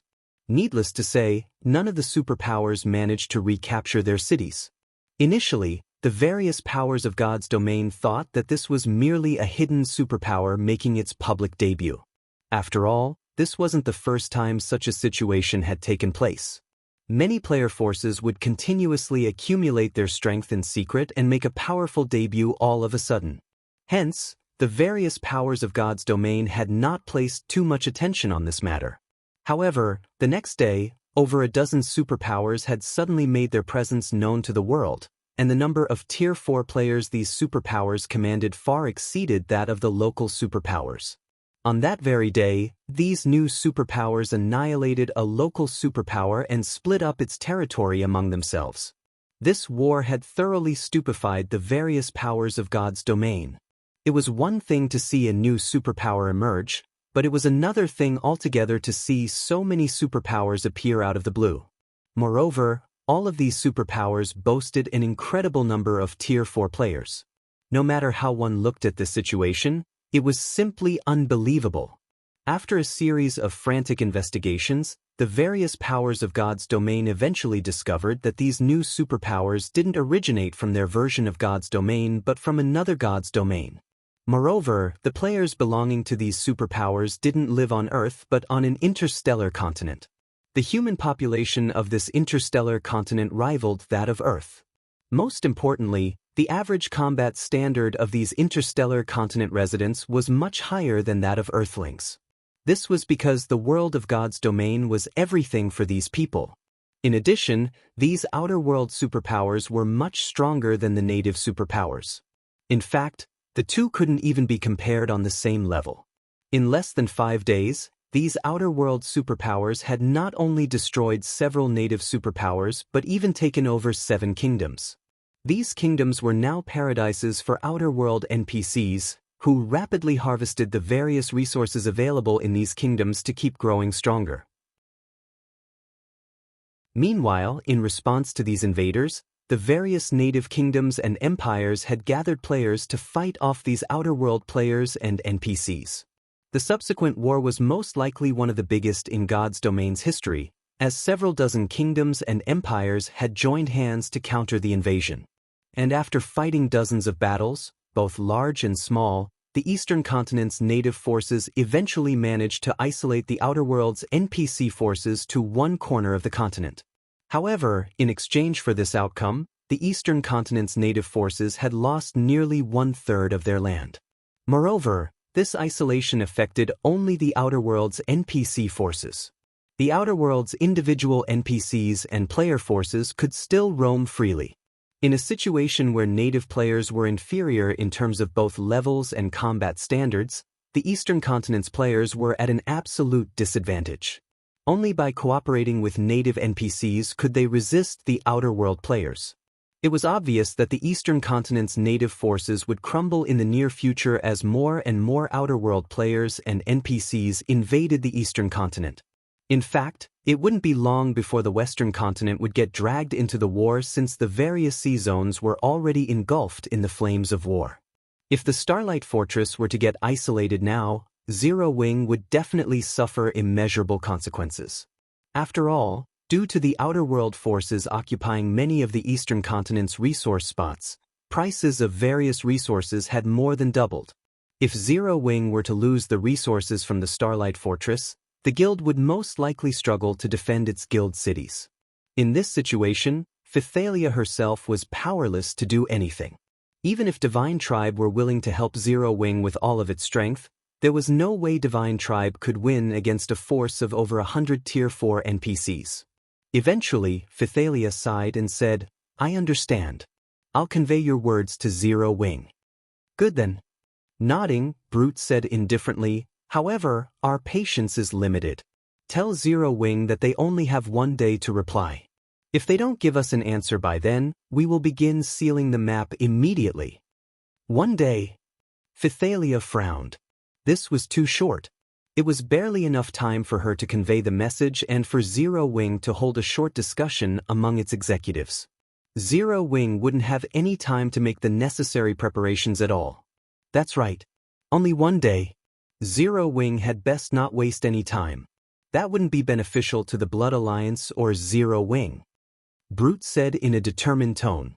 "I can even tell Zero Wing now that if they refuse our offer, while it might give the Blood Alliance some trouble, I can guarantee that they will suffer 100 times more than us." After Brute finished speaking, the Tier 4 NPCs standing behind him promptly unleashed their auras. The combined aura of over a dozen Tier 4 NPCs pressured even Phythalia. If not for the buff from standing inside the Starlight Fortress, she might have even succumbed to this mighty aura and stumbled back. As for the other Divine Tribe members, their complexions had paled. It was evident that they felt very uncomfortable beneath this frightening aura. However, just as Phythalia was about to speak up, a calm and deep voice suddenly entered everyone's ears. "A partnership won't be necessary. Zero Wing doesn't need allies like you bunch." At this voice of rejection, everyone present turned reflexively toward its origin, curious to see who would be so bold as to decide for Zero Wing. "Who said that? Come out." Brute, in particular, reacted with anger and displeasure. He never thought that someone would dare openly challenge the Blood Alliance. "Black Flame? Zero Wing's guild leader has arrived already?" When everyone present saw the cloaked man approaching Phythalia and Brute, they quickly recognized him, based on the two long swords hanging by his waist, as well as his dark and determined eyes. Guild leader Black Flame? Phythalia was stunned when she saw Shifeng. This was because Shifeng's present self was completely different from when she last met him. Not only did his body radiate frighteningly dense mana right now, but she could also sense a difference in life rating between them. Half-step Tier 5? When the elderly level 167, Tier 4 NPC at the head of the Blood Alliance's group saw Shifeng, he gasped in shock. Half-step Tier 5? How is this possible? When the surrounding players overheard the elderly NPC's words, they similarly gaped at Shifeng with astonished gazes. Read latest chapters at Wuxia World. Nowadays, Tier 4 players were no longer as rare as before. Hence, most Tier 3 players in God's domain no longer found Tier 4 players foreign. At the same time, They also knew just how difficult it was to get promoted from Tier 4 to Tier 5, as well as how wide the gulf between Tier 4 and Tier 5 existences was. Meanwhile, a half-step Tier 5 existence referred to Tier 4 individuals who had achieved an incredibly high standard in their control over mana and their mana body. After reaching this stage, so long as a Tier 4 individual successfully constructed a sufficiently strong mana body for themselves, they would become a Tier 5 existence, an existence even NPC empires feared greatly. Yet, in an era where mainstream players had just reached Tier 3 and only an extremely small number of experts had reached Tier 4, they were now being told that Shifeng had already reached the half-step Tier 5 standard. No matter how they thought about it, this didn't seem plausible. However, as a Tier 4 NPC had said these words, they were unlikely to be false. I said that, "What kind of guidance do you have for me? I wonder, Guild Leader Brute?" Shifeng asked calmly as he stared at Brute. Chapter 2857, Black Flame? Your Black Flame? Brute was stunned when he saw Shifeng. Half-step Tier 5. In the current era where the various superpowers barely had any Tier 4 players under their command, a half-step Tier 5 existence was practically invincible. In fact, one would have difficulty finding a half-step Tier 5 existence even among the Outer Worlds players and NPCs. That's right. I am, Shifeng said, nodding. So, it's Guild Leader Black Flame. Everything before was only a misunderstanding. We don't have any intentions of isolating the Starlight Fortress, Brute said, smiling fawningly. Since you aren't interested in partnering with us, the Blood Alliance won't force the issue, Guild Leader Black Flame. If there is nothing else, we will take our leave now. As soon as Brute finished speaking, he turned around, planning to leave the Starlight Fortress together with the Blood Alliance's members. He had no intention of staying even a second longer. A misunderstanding? Shifeng laughed at Brute's words. Guild Leader Brute, you brought over a dozen Tier 4 NPCs and came all the way here to declare that you plan to isolate the Starlight Fortress, yet you're telling me this is a misunderstanding?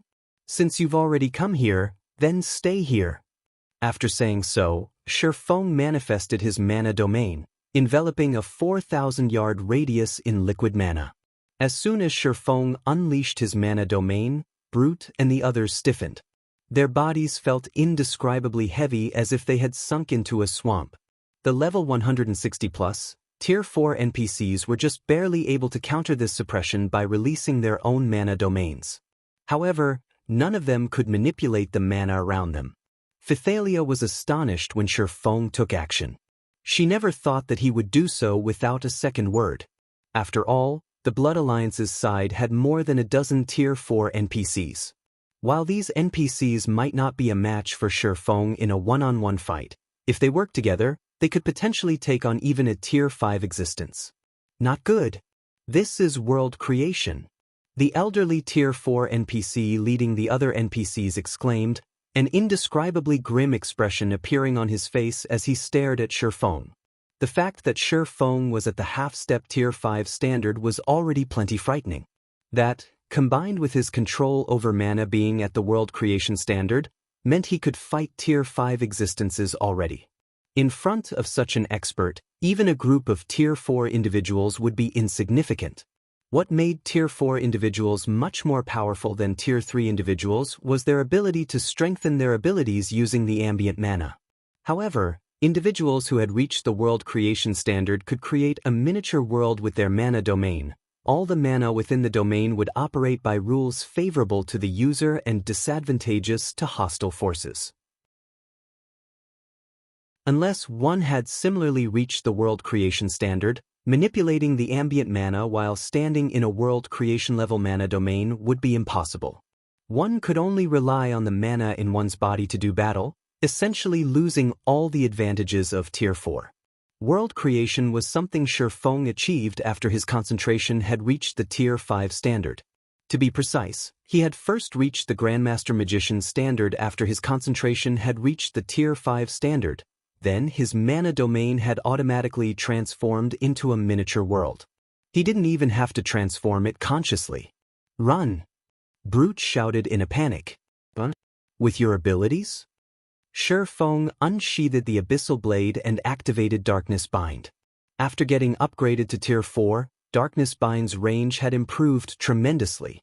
The next moment, pitch-black chains emerged from the void within a 500-yard radius and instantly constrained the Blood Alliance members' movements. The chains not only prevented the use of skills and spells but also drastically reduced their target's mobility. Shi Feng appeared before the Blood Alliance members and brandished the Light of Two Worlds. Tier 4 Legacy Skill, Formless Blade. Swords Transmigration. 13 sword lights shot at the chests of Brute and the others, so fast that barely any of them managed to react to the attacks in time. Of the Blood Alliance players, only Brute, who had broken through the 100% threshold of his mana body, managed to activate a Tier 4 defensive spell in time. Even so, the Tier 4 barrier he summoned shattered after receiving Shi Feng's attack. As for the other Tier 4 players, none of them survived the attack. Even a Tier 4 shield warrior died on the spot. The Tier 4 NPCs fared a little better than the players. Because of their significant advantage in levels and equipment, they all managed to activate a Tier 4 defensive skill or spell in time and block the attacks directed at them. Even so, having used up one of their life-saving measures, these NPCs wouldn't be able to reuse these skills and spells within a short time. However, Shi Feng had no intention of giving the Blood Alliance's members any room to catch a breather. After completing his first attack, he promptly activated Blade Domain and executed Swords Transmigration once more. Under Shi Feng's control, the 7 magic swords exhibited power at the Tier 5 standard. Brute and the Tier 4 NPCs were cornered and had no choice but to work together to cope with Shi Feng's attacks. Despite not holding anything back, they were still forced to use their life-saving measures one after another. For a time, explosions and spatial tears roiled the entrance of the Starlight Fortress. After these noises continued for around 30 seconds, Brute and the Blood Alliance's Tier 4 NPCs all turned into ashes, becoming deader than dead. They died just like that? So, this is Black Flame's strength? Amazing! Isn't he basically a Tier 5 now? The spectators gaped in shock when they saw the Blood Alliance's people annihilated, unable to get their minds around this situation for a long time. After all, Brute was a domain realm expert. If he worked together with more than a dozen Tier 4 NPCs, they could probably raid even Tier 5 legendary monsters. However, in front of Shi Feng, these powerful individuals were like children. Throughout the fight, they could only defend themselves. They didn't have any leeway to retaliate or even heal themselves. Anyone who slipped up on their defense for even a moment got killed instantly. At this time, let alone the spectating crowd, even Phythalia was flabbergasted by this situation. She never thought that a person's combat power could achieve such frightening heights after reaching the half-step Tier 5 and world creation standards. With such combat power, Shi Feng could probably go up against a true Tier 5 existence. Meanwhile, after killing the Blood Alliance's members, Shi Feng didn't hesitate to pocket the items they dropped. Simultaneously, he marveled at the excellence of the items they dropped. Just the epic weapons and equipment he obtained numbered more than 10. Moreover, every one of them could be used up to level 150. After collecting his loot, Shi Feng went to Phythalia's group and said gratefully, "Thank you for helping out with the Starlight Fortress's troubles throughout this period. If not for you all maintaining the fortress, it would have most likely become a mess long ago." From the Blood Alliance's movements, he could tell that many powers on the Western continent already had their sights set on the Starlight Fortress.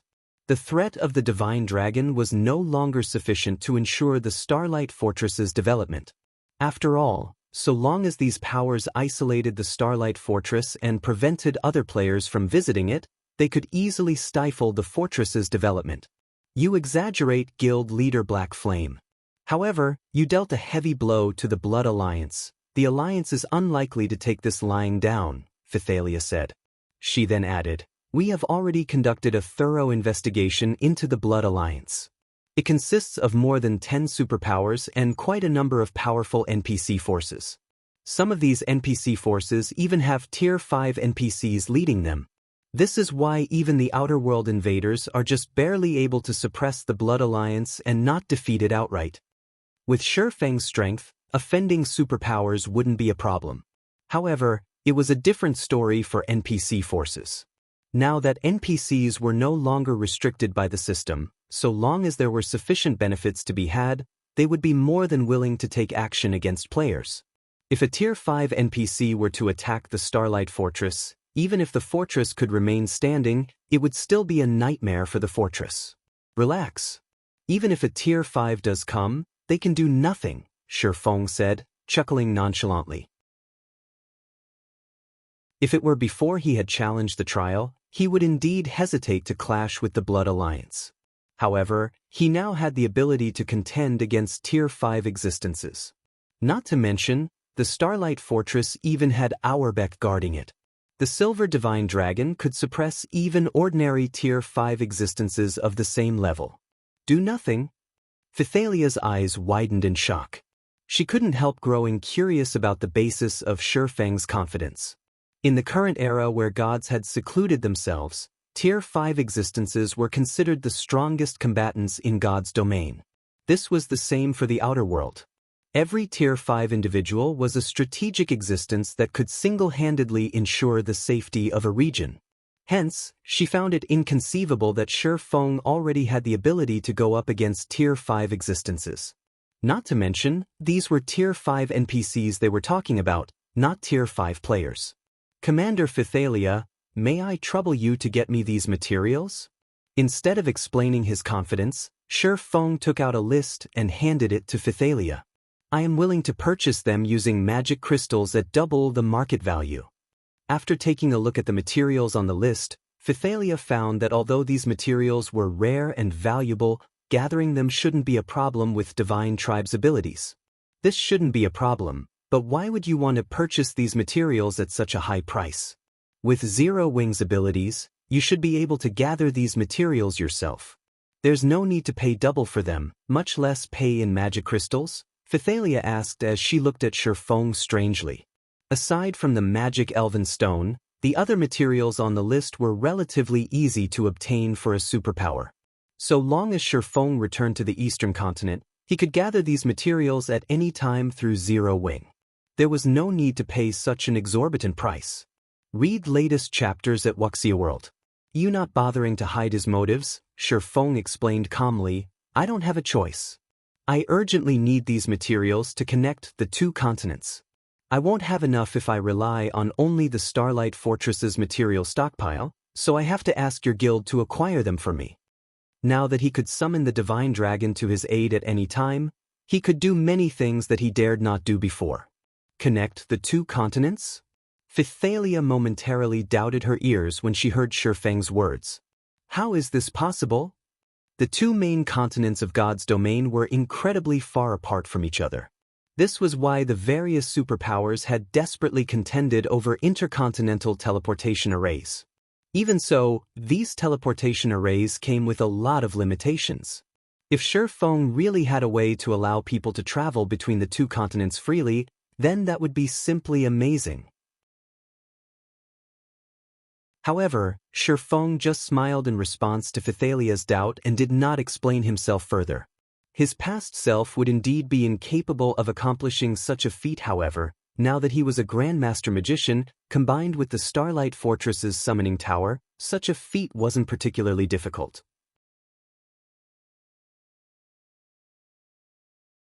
Chapter 2858, Intercontinental Teleportation Magic Array Starlight Fortress, Summoning Tower. After spending over 80,000 magic crystals to purchase all of the materials he needed from Divine Tribe, Shifeng immediately began working on the Summoning Tower's teleportation array. The Summoning Tower's main purpose was to summon monsters. It was a construction unique to the Starlight Fortress. However, the Starlight Fortress itself could be considered a teleportation tower, as it possessed a teleportation array and a spatial node passed down since ancient times. These inheritances were what allowed the Summoning Tower to summon monsters from other worlds to fight for the Starlight Fortress. Under normal circumstances, it shouldn't be possible for the Summoning Tower to facilitate intercontinental teleportation. However, Shifeng was now a grandmaster in manipulating magic arrays. He even possessed a teleportation magic array design. Hence, he could make the impossible possible. Not to mention, he had also seen quite a few guild cities that possessed player-made intercontinental teleportation arrays in his previous life. To achieve intercontinental teleportation, one needed to fulfill 3 conditions. The first condition was to have a Grandmaster Magician. The second condition was to have a teleportation magic array design. The third and most important condition was to have a spatial node on one of the 2 continents. Only after fulfilling these 3 conditions could one construct an intercontinental teleportation magic array. Meanwhile, there weren't many spatial nodes on the 2 continents. In total, they numbered less than 20. Moreover, many of them were in dangerous forbidden lands. However, so long as one managed to secure a spatial node, they could freely travel between the 2 main continents, no longer subject to the various limitations of ancient intercontinental magic arrays. This was why Shifeng was adamant about acquiring the Starlight Fortress previously. The only flaw intercontinental teleportation arrays had was their colossal energy consumption. Instead of using magic crystals like ordinary teleportation arrays did, an intercontinental teleportation array required mana stones as fuel. Moreover, each teleportation cost 10 mana stones. If the job of synthesizing mana stones using magic crystals were left to a master alchemist, it would cost nearly 1,000 magic crystals per teleportation.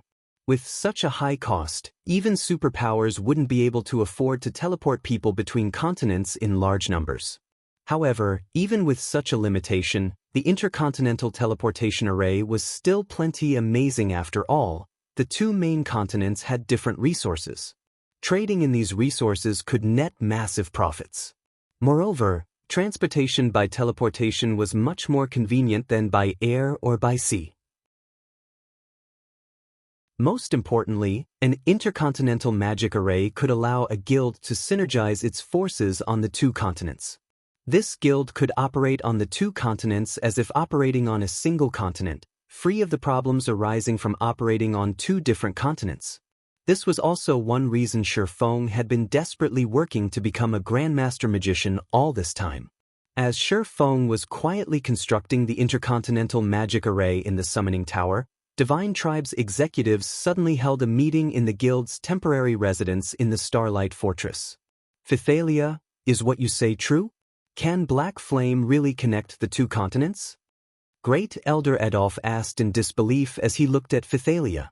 When Adolf heard that Shifeng had reached the half-step Tier 5 and world creation standards and single-handedly killed over a dozen Tier 4 NPCs, he had already been incredulous. Yet, Phythalia was now telling him that Shifeng could also create an intercontinental teleportation array. How could he possibly believe her? However, Adolf also understood one thing very clearly: Phythalia was never one to exaggerate things. Since she had said so, then this matter was most likely true. Only, he still couldn't help seeking further confirmation from her. With Black Flame's personality, it's unlikely he would lie. Not to mention, he doesn't have any reason to lie to us, Phythalia replied after giving the matter some thought. After all, even if he can't connect the 2 continents, with the strength and potential he has displayed and the Starlight Fortress's support, should Zero Wing fall on the eastern continent, it can easily rise again on the western continent. Zero Wing won't need our support at all. That makes sense. Adolf nodded. The Starlight Fortress had a Tier 4 divine dragon guarding it. Unless a Tier 6 god or a group of Tier 5 existences attacked the fortress, nothing could threaten the fortress. Not to mention, Shifeng was already highly likely to get promoted to Tier 5. Whether it was now or in the future, he definitely couldn't be underestimated. The reason I called everyone here is to recommend that we deepen our partnership with Zero Wing, Phythalia said as she took out a set of documents detailing the Eastern Continent's situation. After sending a copy to everyone present, she continued, "This is the latest report on the Eastern Continent's state of affairs. Several more superpowers have come from the outer world recently. Although there shouldn't be any large-scale battles occurring between the outer world invaders and the Eastern Continent's natives, friction between the 2 sides will definitely occur one way or another. Meanwhile, Zero Wing's resources are extraordinary. A battle between Zero Wing and the outer world invaders is inevitable. Hence, I propose that we have some of the guild's Tier 4s head to the Eastern Continent to support Zero Wing. This way, Divine Tribe will have some initiative in future partnerships with Zero Wing. When Phythalia finished speaking, everyone present promptly nodded in agreement. Before today, they had merely treated Zero Wing as an ordinary superpower and did not put much thought into their partnership with the guild. However, after today's incident, they could no longer afford to do so. This was because Zero Wing possessed not only a half-step Tier 5 expert but also an intercontinental teleportation array linking the two continents. Once word of this teleportation array got out, the Starlight Fortress would undoubtedly become the Western Continent's focal point. At that time, the Starlight Fortress's income would definitely multiply by tenfold or more. If Divine Tribe could get a cut of this pie, it would be of significant help to the guild. With Divine Tribe's foundations, the resources from the Starlight Fortress might even allow it to rival the 5 great super guilds. I don't see any problem with this. Looking at Phythalia, Adolphe pondered for a moment before saying, since we are going to help Zero Wing on the Eastern Continent, Phythalia, take McCaffrey and Crimson with you. The two of them should be able to help Zero Wing solve many problems.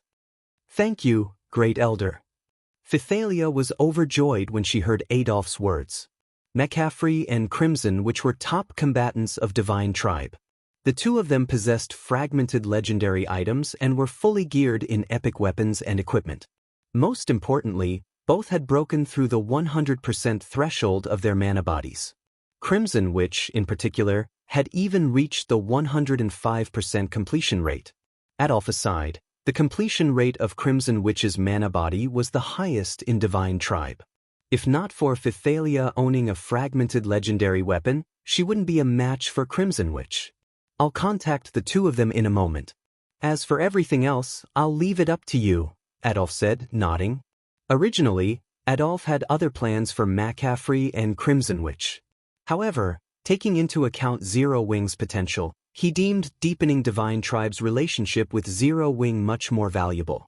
Shortly after Divine Tribe's executives concluded their meeting, Shifeng completed the Intercontinental Teleportation Array at the top of the Summoning Tower.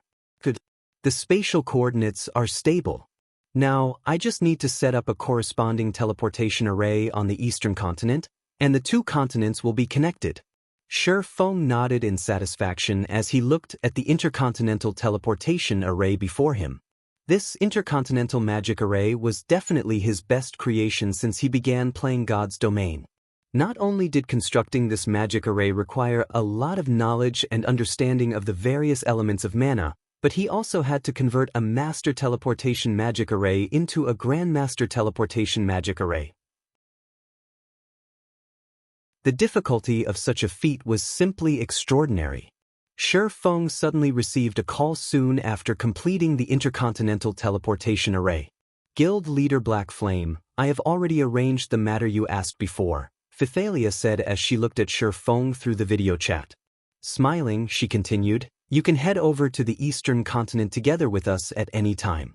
If it's the Intercontinental Teleportation Array in the Hell Forest City Secret Land, we should be able to reach the Eastern Continent in less than 2 days. Together. Surprised by Phythalia's words, Shifeng asked, you plan on heading to the Eastern Continent as well, Commander Phythalia? From what he understood, Divine Tribe had never shown any interest in the Eastern Continent. The guild had always focused on the Western Continent. Not to mention, the current Eastern Continent was an incredibly dangerous place. Most importantly, Divine Tribe had to pay a huge price to send people to the Eastern Continent. The superpowers controlling ancient intercontinental teleportation arrays normally charged around 8,000 magic crystals and various precious materials per person when facilitating travel between the two continents. Moreover, this was still considered a friendship price. Even for a superpower, having many people travel between the two continents would still be a considerable expenditure. In response to Shifeng's question, Phythalia nodded and smiled. Mitchum, our guild has some matters to deal with on the Eastern Continent. I'm afraid we will have to trouble you at that time, Guild Leader Black Flame. You're being too polite, Commander Phythalia. Your guild has helped me plenty on the Western Continent, Shifeng said, chuckling. If you encounter any trouble on the Eastern Continent, feel free to look for me. Read latest chapters at Wuxia World. Since you've said so, I definitely won't hold back when that time comes, Guild Leader Black Flame, Phythalia said, her smile turning even brighter. Naturally. Shifeng nodded. Besides Divine Tribe's status on the Western Continent, just being able to form friendly relations with Phythalia herself was already well worth his time. After all, there weren't many players capable of reaching Tier 6 in God's domain. Shifeng ended his call with Phythalia, then sorted out the Starlight Fortress's income. He collected the 14 million gold and 930,000 magic crystals the fortress earned during this period and made his way to the fortress's entrance. And after he met up with Phythalia's group of 3, they promptly made their way to the Hell Forest City Secret Land's Intercontinental Teleportation Array. After waiting for more than a day for the teleportation array to activate, Shifeng transformed into a streak of light and disappeared from the secret land. Chapter 2859, Returning to the Eastern Continent, Demon Mist Valley. What rotten luck. We actually got teleported to a forbidden land. Crimson Witch frowned as she observed the faint red mist surrounding her. Divine Tribe had conducted a thorough investigation into the Forbidden Lands on both continents. This was because these locations were incredibly dangerous. Current players couldn't visit them. Moreover, players would first have to exit the Forbidden Land before they could teleport out of the map. After players entered level 100+ maps, it was found that these maps possessed plenty of spatial tears and random teleportation points. Any one of these traps had a high chance of teleporting players to dangerous locations like Forbidden Lands.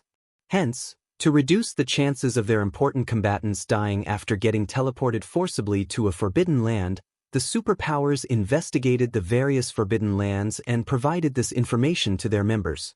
The Demon Mist Valley was one of the better-known Forbidden Lands on the Eastern Continent. The reason for its fame was the red mist shrouding the map all year round. Anyone who entered this place, even Tier 48, would have their physique and senses heavily suppressed, unable to exert even half of their normal combat power. In addition, the monsters in the Demon Mist Valley possessed incredibly powerful defense and magic resistance. The weakest monster here was a level 130 Great Lord. There were also plenty of mythic monsters and even superior mythic monsters. Even Tier 4 experts would have a very low chance of survival if they got sent to this forbidden land unprepared. Hence, the various superpowers had placed particularly great importance on the Demon Mist Valley. Our luck isn't all that bad. At least we didn't get sent to the central region. We're only at the boundary between the inner and outer regions, McCaffrey, the Silver Lion Legion's vice commander, said after checking his map. Pointing at the valley in the forest in front, he continued, "We should reach the outer region in 3 hours if we head in that direction." The Demon Mist Valley did not just prevent teleportation, but its red mist also prevented Tier 4 players from flying. In fact, even flying mounts could only walk here. Guild Leader Black Flame, let us hurry out of here. We'll get surrounded by monsters if we stay for too long. At that time, leaving the Demon Mist Valley will become even more troublesome, Phythalia suggested as she looked at Shifeng. Although the red mist heavily suppressed players' perception, the monsters inside the Demon Mist Valley were unaffected. Hence, monsters would almost always notice players before players detected them. In addition, now that monsters in God's domain had gained self-awareness and greater intelligence, they would almost always ambush players in packs. Not to mention, their group was currently in the Demon Mist Valley's inner region. According to Divine Tribe's research, the chances of a superior mythic monster appearing here was quite high. Quite a number of mythic monsters also roamed the area. If their group caused a huge commotion, it could easily attract a pack of mythic monsters. Even for Tier 4 players like themselves, fighting multiple mythic monsters was very dangerous. Sure. Shifeng nodded. After arriving in the Demon Mist Valley, he had already spread his senses. Despite his perception getting suppressed to just a 2,000-yard radius, he still managed to discover 2 mythic monsters and more than 30 level 140+ Grand Lords. It would indeed be very troublesome if their small group had to fight against all these monsters. Following this, the group of 4 made their way into the valley under Shifeng's lead.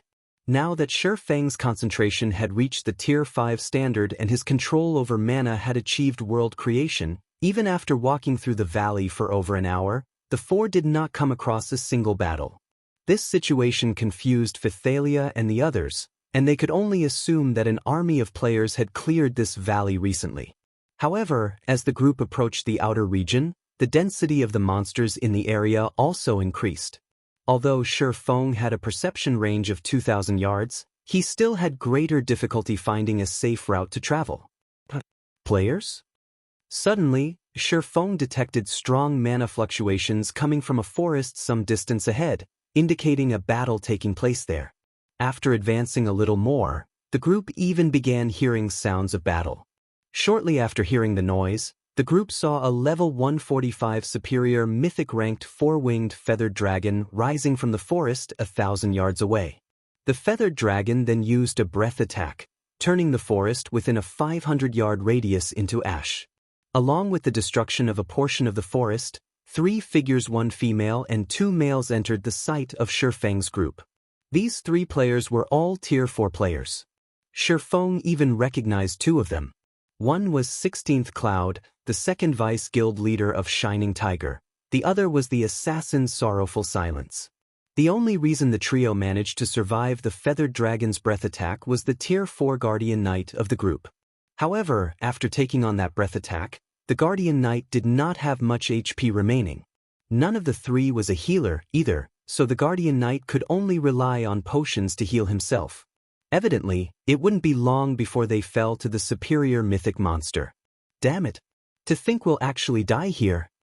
16th Cloud, who wielded a crimson staff, glared at the 4-winged feathered dragon's 60-meter-long frame with inevitable frustration. That's right. We should have fought those people outside instead. It would be much better than getting killed by this monster, Sorrowful Silence said, nodding in agreement. There's no helping it.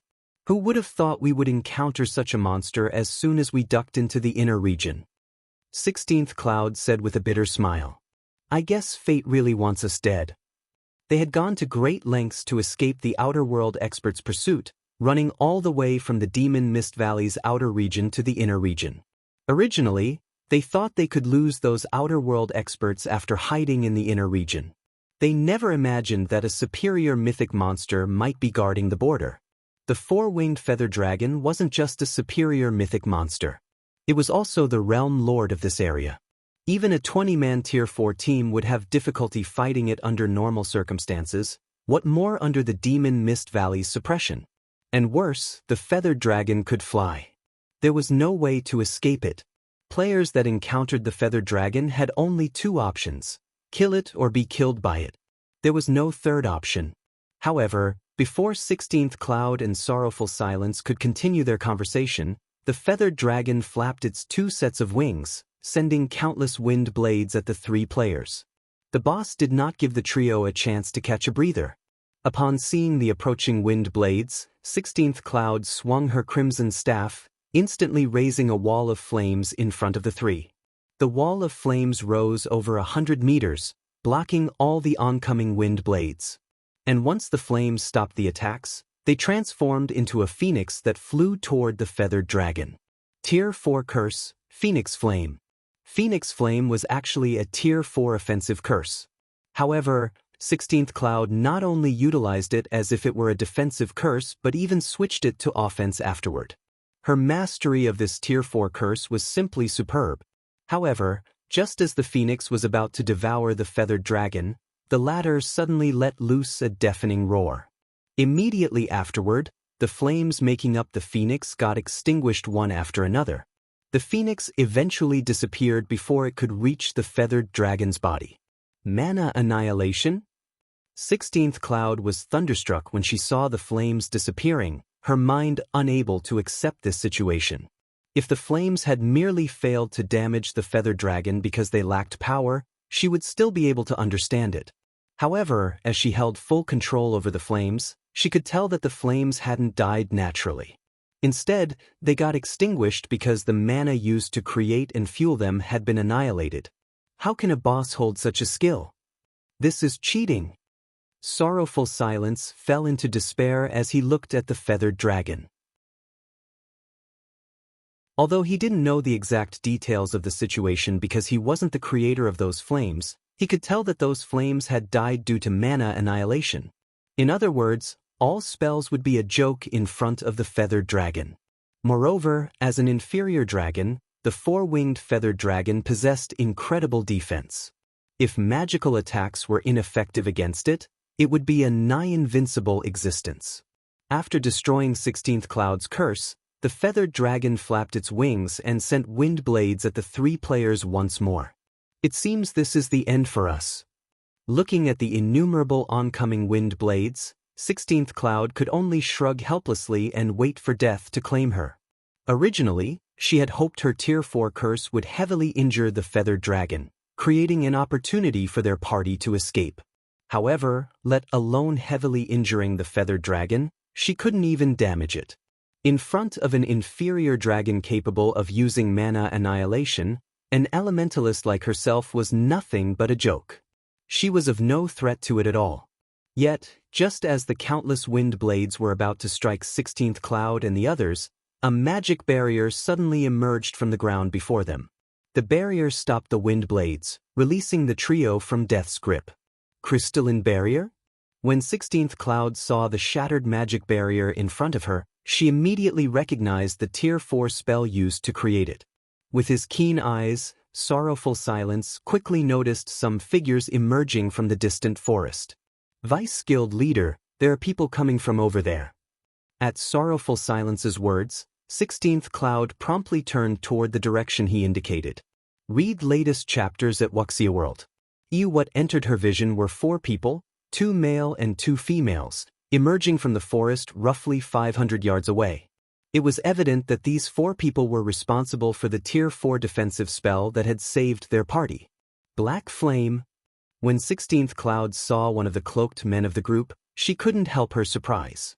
She had met with the man known as Black Flame once before, when negotiating with Zero Wing for partnership on behalf of Shining Tiger. However, after that event, she had paid very little attention to Zero Wing, focusing it all on developing Shining Tiger's forces in the Glory Empire. If not for Feng having accomplished astonishing feats that shook the entirety of God's domain, she would have long since forgotten his appearance.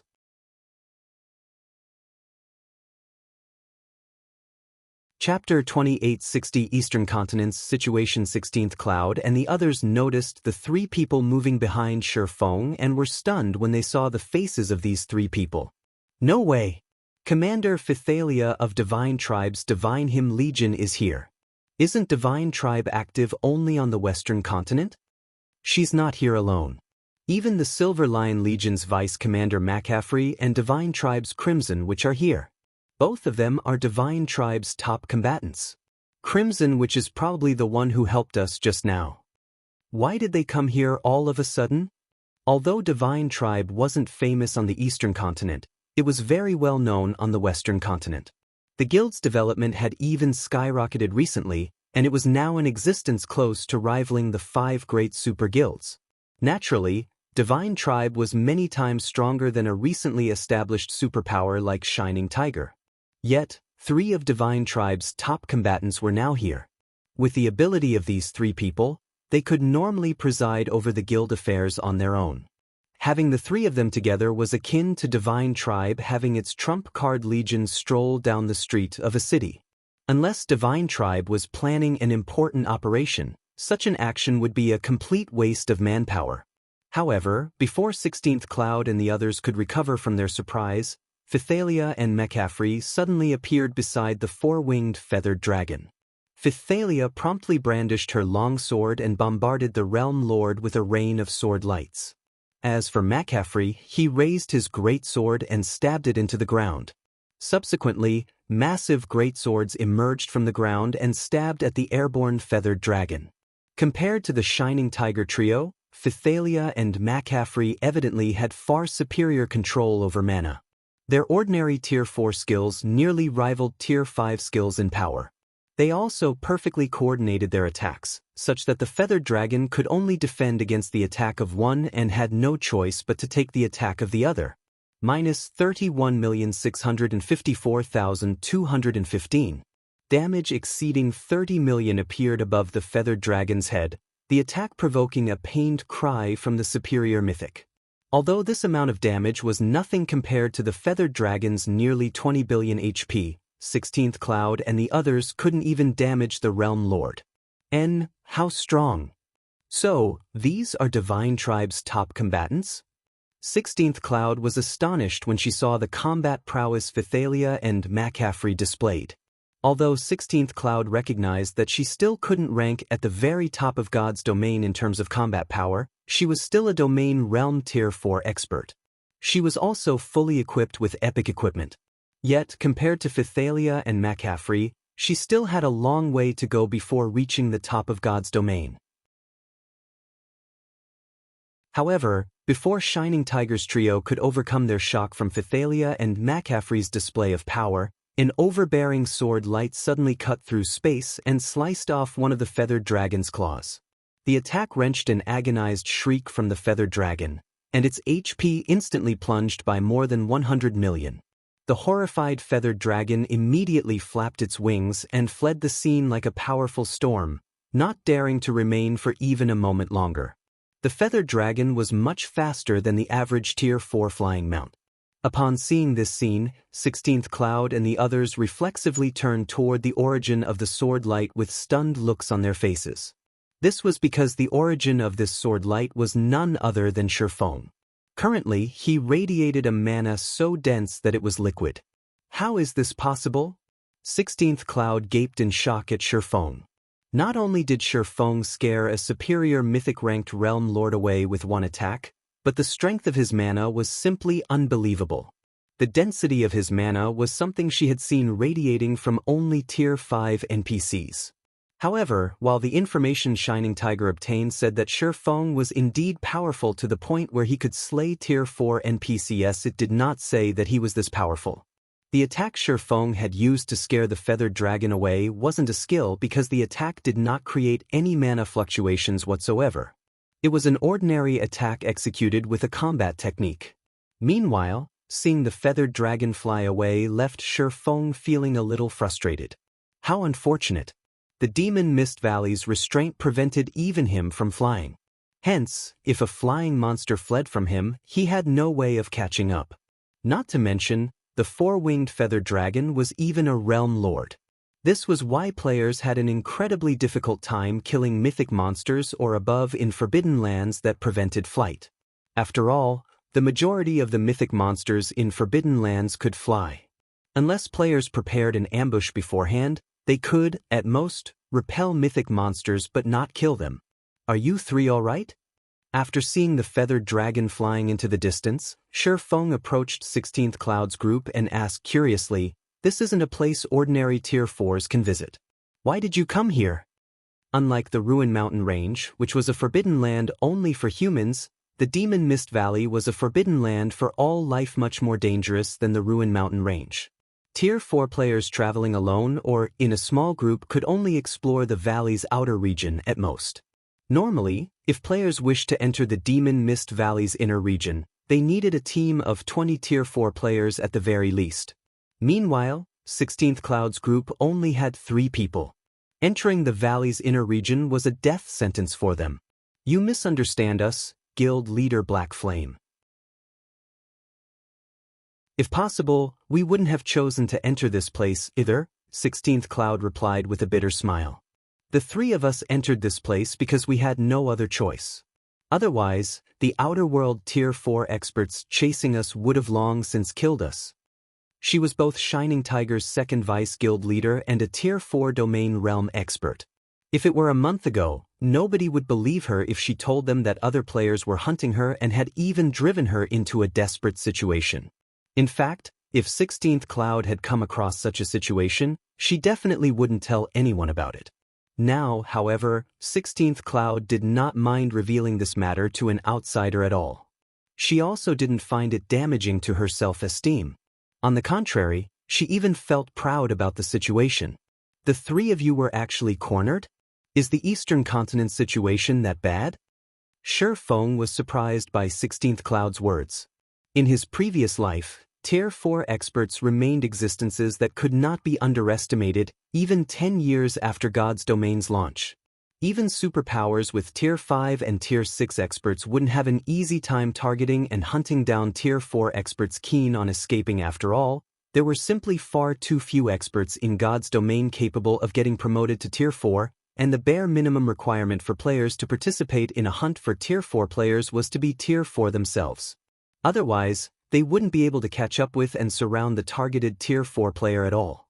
And while Tier 5 and Tier 6 experts were indeed capable of overpowering Tier 4 experts in a head-on fight, they had to track down their target first before they could do anything.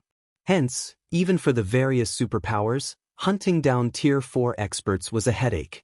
Yet, 16th Cloud's group of 3 Tier 4 experts was actually getting hunted. This told Shi Feng that the Eastern Continent was in far dire straits than what Divine Tribe's report described. Guild leader Black Flame, you must have been away from the Eastern Continent during this period, right? 16th Cloud wasn't particularly surprised by Shi Feng's question. Without withholding any information, she replied, "A few days ago, another 10 or so outer-world superpowers arrived on the Eastern Continent. One of these superpowers is incredibly strong, probably on the level of the 5 great super guilds. This superpower has many Tier 4s, as well as Tier 3 experts that exhibit combat power at the Tier 4 standard. Because of this superpower's appearance, the originally stable situation on the Eastern Continent changed instantly. Previously, the Tier 4 experts of the Eastern Continent superpowers could still roam the Demon Mist Valley's outer region.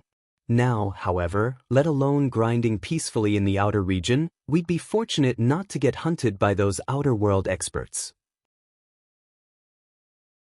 Previously, there had indeed been a huge difference between the Eastern Continent superpowers and the outer world's superpowers. However, it wasn't as if the Eastern Continent superpowers were utterly helpless to fight back. After all, even in the outer world, reaching Tier 4 wasn't easy. As a result, the outer world's superpowers did not have many Tier 4 players under their command either. However, after that superpower showed up, the outer world's forces suddenly gained a slew of Tier 4 combatants. This instantly shattered the balance between the two sides and placed native Tier 4 experts like herself at an absolute disadvantage.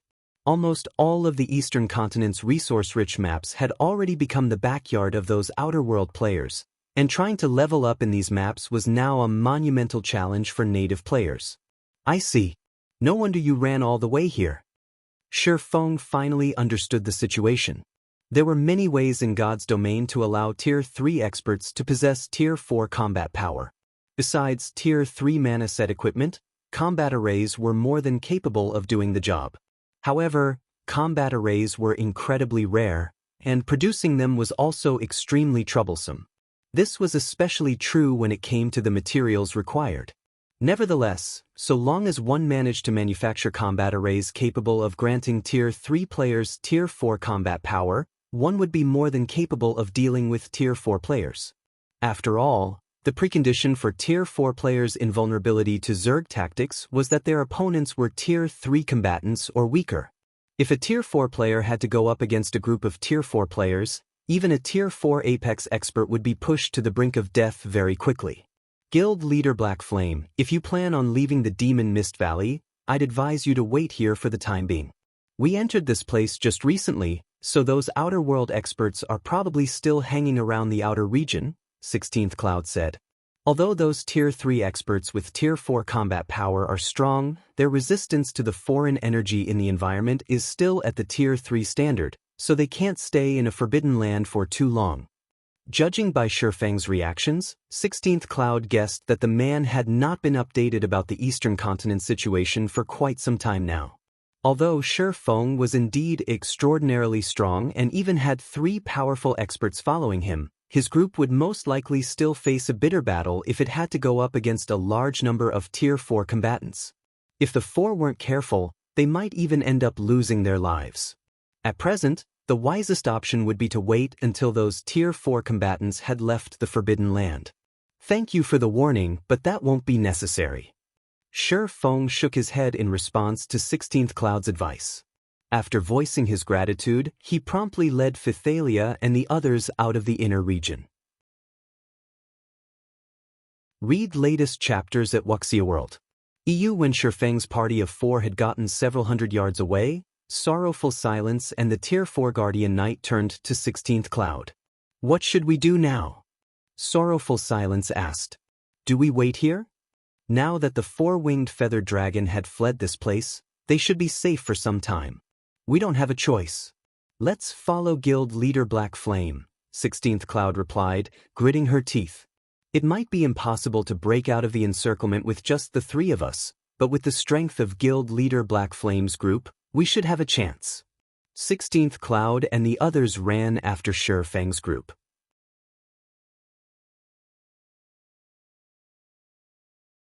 Chapter 2861, Natives? Demon Mist Valley, Outer Region. Due to the red mist shrouding the Demon Mist Valley all year round, the Forbidden Land was very humid, abounding with lush vegetation. Unlike the plants found in the outside world, the plants here seemed self-aware as they constantly moved about slowly. This made one feel they were traversing a maze when they traveled through the valley. Damn it! Those people sure know how to run. If they'd just tamely let us kill them, we wouldn't have to suffer so much. A level 143, Tier 4 female swordsman grumbled in dissatisfaction. That might be the case, but we also have to thank these people. A level 143, Tier 4 male berserker standing beside the female swordsman said.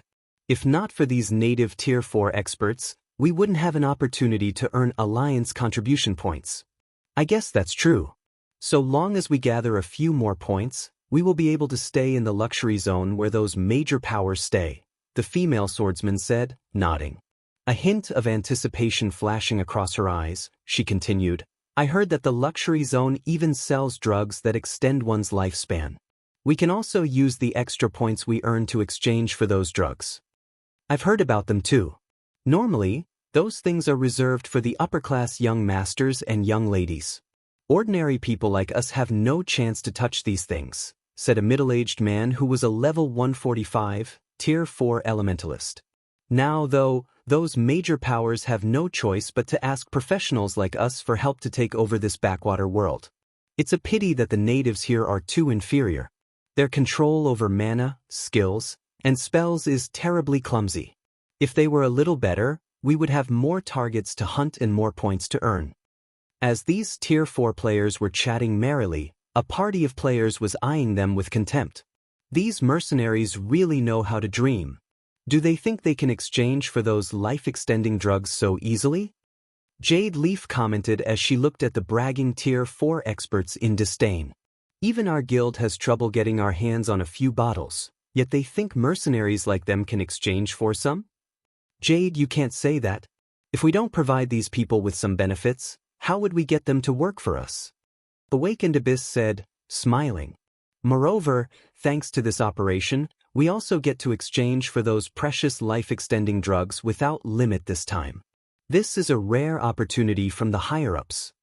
In the world they lived in, life-extending drugs were incredibly precious items. Even children of major families like themselves had great difficulty getting their hands on a bottle.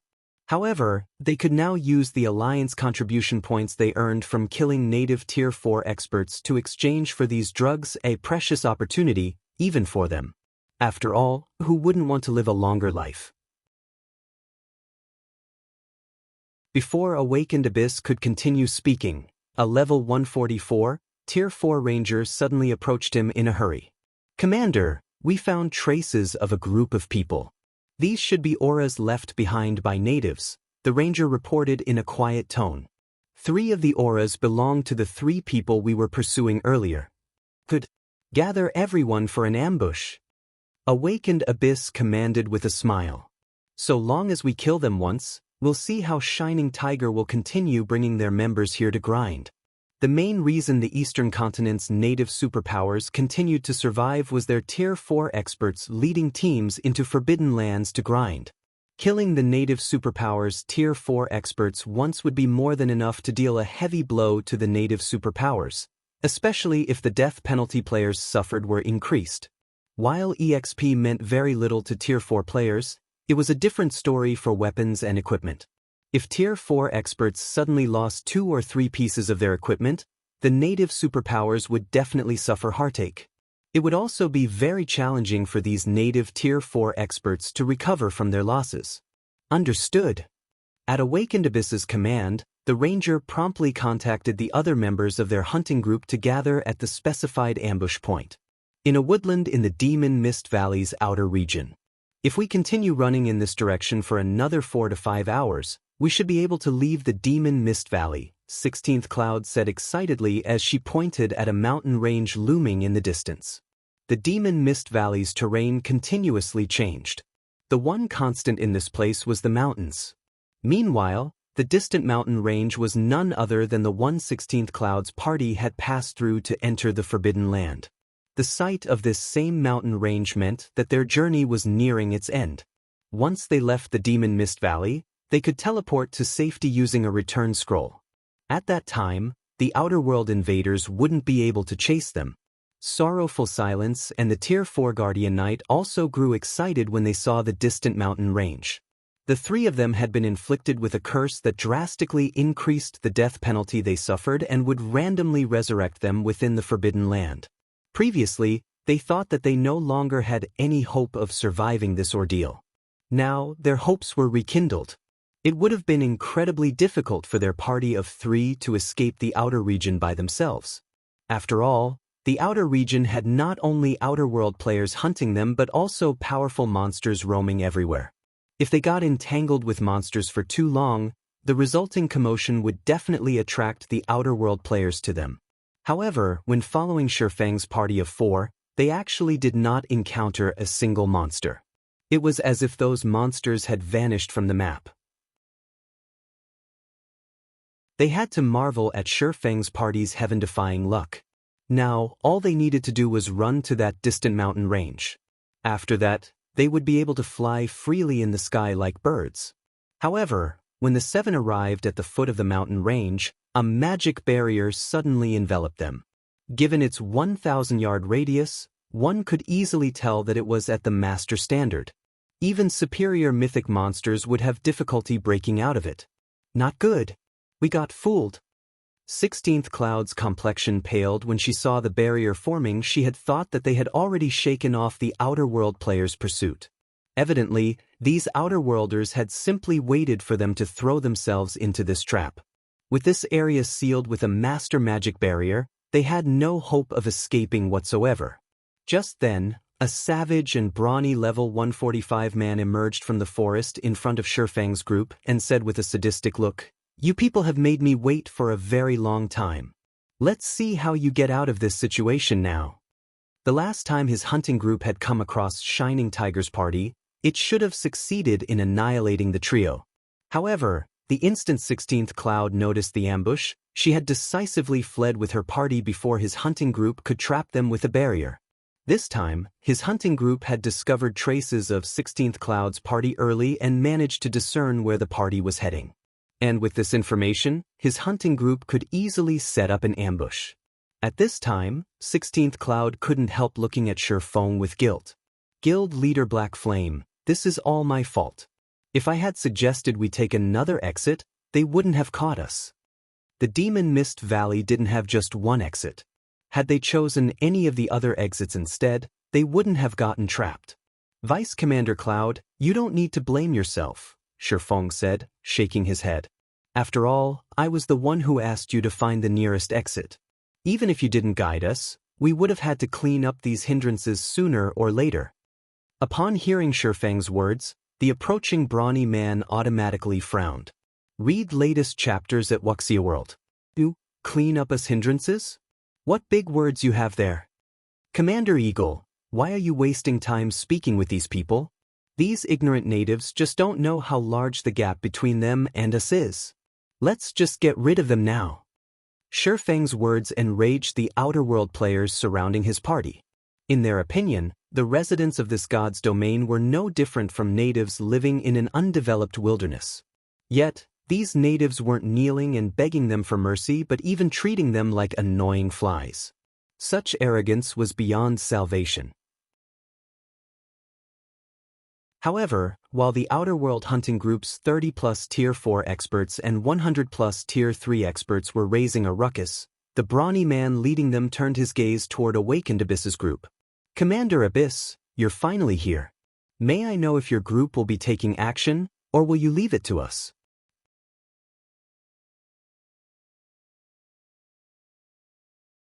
Chapter 2862, Hunter? Or Hunted? Quasi-Eagle's words agitated the Tier 4 experts around him so much that they wished they could charge forward and finish off the 7 native players in front of them immediately. Currently, the Alliance's price for native Tier 4 experts was 300 contribution points per kill. If a curse was used on the kill, they would receive 1,000 points. These prices represented a fortune, even for the luxury zone's residents, let alone residents of the commoner zone like themselves.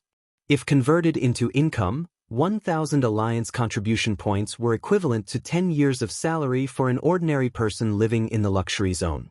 Indeed, the Interstellar Alliance's bounty for native Tier 4s was that high. This demonstrated the Interstellar Alliance's determination in acquiring this god's domain. More importantly, Alliance contribution points could be exchanged for money but not vice versa. Meanwhile, Alliance contribution points could be used to exchange for many items and resources that normally could not be bought with money. Hence, the 7 Tier 4 players in front of them were basically walking treasure troves. Even if they split the points among their group, they would still earn a significant income. However, Awakened Abyss did not respond to Quasi-Eagle's question. Instead, he stared at the group of native players in front of him. More precisely, he was looking at the cloaked man standing at the head of this group. Despite being surrounded by over 100 Tier 4 combatants and suppressed by a master magic array, this cloaked man remained incredibly calm. Guild Leader Black Flame. "You've really made me search for you." Awakened Abyss ignored everyone around him, focusing solely on Shifeng, the words he uttered carrying endless rage and killing intent. Although Awakened Abyss had eventually gotten rescued from Sky Spring City's prison, his reputation in the guild had still plummeted. As a result, despite being one of the guild's top 3 talents, he had no choice but to complete a bunch of meaningless missions, such as hunting down Shining Tiger's Tier 4 experts. Hence, Awakened Abyss bore deep hatred for Shifeng. Only, after the world passage opened, he had not obtained any information on Shifeng's whereabouts, so he had no opportunity to reclaim his honor. However, Shifeng ignored Awakened Abyss's anger and hatred entirely. Looking at the young man, Shifeng said calmly, "So, it's Commander Abyss of 100 Ghosts. It seems you've improved a lot since we last met." Awakened Abyss was evidently much stronger than when Shifeng saw him in Sky Spring City. The young man had not only reached level 145 but even broken through the 100% threshold of his mana body. His mana body's completion rate definitely rivaled Phythalia's. Most importantly, aside from sporting epic set equipment, Awakened Abyss also had 3 fragmented legendary items on him. Given that he was at the Domain Realm and had gotten far in the Realms of Truth, the combat power he could display was most likely superior to the average Tier 4 NPCs. "That's right. This is all thanks to you, Guild Leader Black Flame." Awakened Abyss gnashed his teeth at Shifeng's words. "Since we had the fortune of meeting today, how about we, 11?" Just as Awakened Abyss was about to propose a duel, Jade Leaf hurriedly tugged his sleeve and said quietly, "Abyss, don't mess around. His strength has already reached monstrous levels. Moreover, the Elder told you that now still isn't the time for us to make an enemy of Black Flame." Awakened Abyss had been imprisoned in Sky Spring City, so he had not witnessed the battle outside the secret Covenant Tower. Back then, not only did Shifeng single-handedly slay hundreds of weakened Tier 4 foe Saint Saboteurs as if he was cutting up a bunch of vegetables, but he also revealed extraordinary trump cards. Shifeng also possessed an incredibly powerful mana domain. When he deployed his mana domain, none of the foe Saint Saboteurs managed to exhibit more than half of their usual combat power. While one of the reasons Windshadow had chosen to surrender to Zero Wing was indeed the mobile fortress's threat, a larger part was Shifeng's trump cards. Hence, he had chosen to surrender and compensate Zero Wing. Although their hunting group currently had a significant advantage in numbers and even had a master magic array suppressing Shifeng, Jade Leaf still couldn't see their group having any chance of victory against Shifeng's party. At Jade Leaf's reminder, Awakened Abyss gradually cooled down. I know. Although Awakened Abyss wanted nothing more than to kill Shifeng right now, his circumstances were no longer the same as before. He could no longer afford to act willfully. Take Jade Leaf, for example. In addition to protecting him, she was also tasked with supervising him. If Awakened Abyss dared defy Windshadow's command and Jade Leaf reported his disobedience, it wouldn't matter whether he managed to kill Shifeng or not, nothing good would come of it. In fact, he might get even more marginalized in the guild. After Awakened Abyss finished his conversation with Jade Leaf, he turned to Quasi-Eagle. Commander Eagle, remove the barrier. We're leaving. At Awakened Abyss's words, Quasi-Eagle and the other Tier 4 experts of the hunting party were all stunned. What's going on? 16th Cloud also goggled in shock. She couldn't understand why the situation had taken such an unexpected turn. While she wasn't aware of the history between Awakened Abyss and Shifeng, she could tell from the anger and hatred Awakened Abyss had displayed toward Shifeng a moment ago that Awakened Abyss wouldn't let them go. In fact, it was already incredible that Awakened Abyss did not take action immediately. Yet, Awakened Abyss was now saying to let them go. If not for her clearly sensing the resentment Awakened Abyss radiated, she would even suspect that Awakened Abyss had merely been feigning anger before and that he actually had an excellent relationship with Shifeng. Let alone 16th Cloud, even Shifeng found this situation surprising. He couldn't help wondering if Awakened Abyss had blown a fuse or two in his brain from his previous outburst and had a slip of the tongue. Commander Abyss, what are you saying? Looking at Awakened Abyss in confusion, Quasi-Eagle asked, We've expended so much manpower and resources to hunt them down, yet you want us to just release them?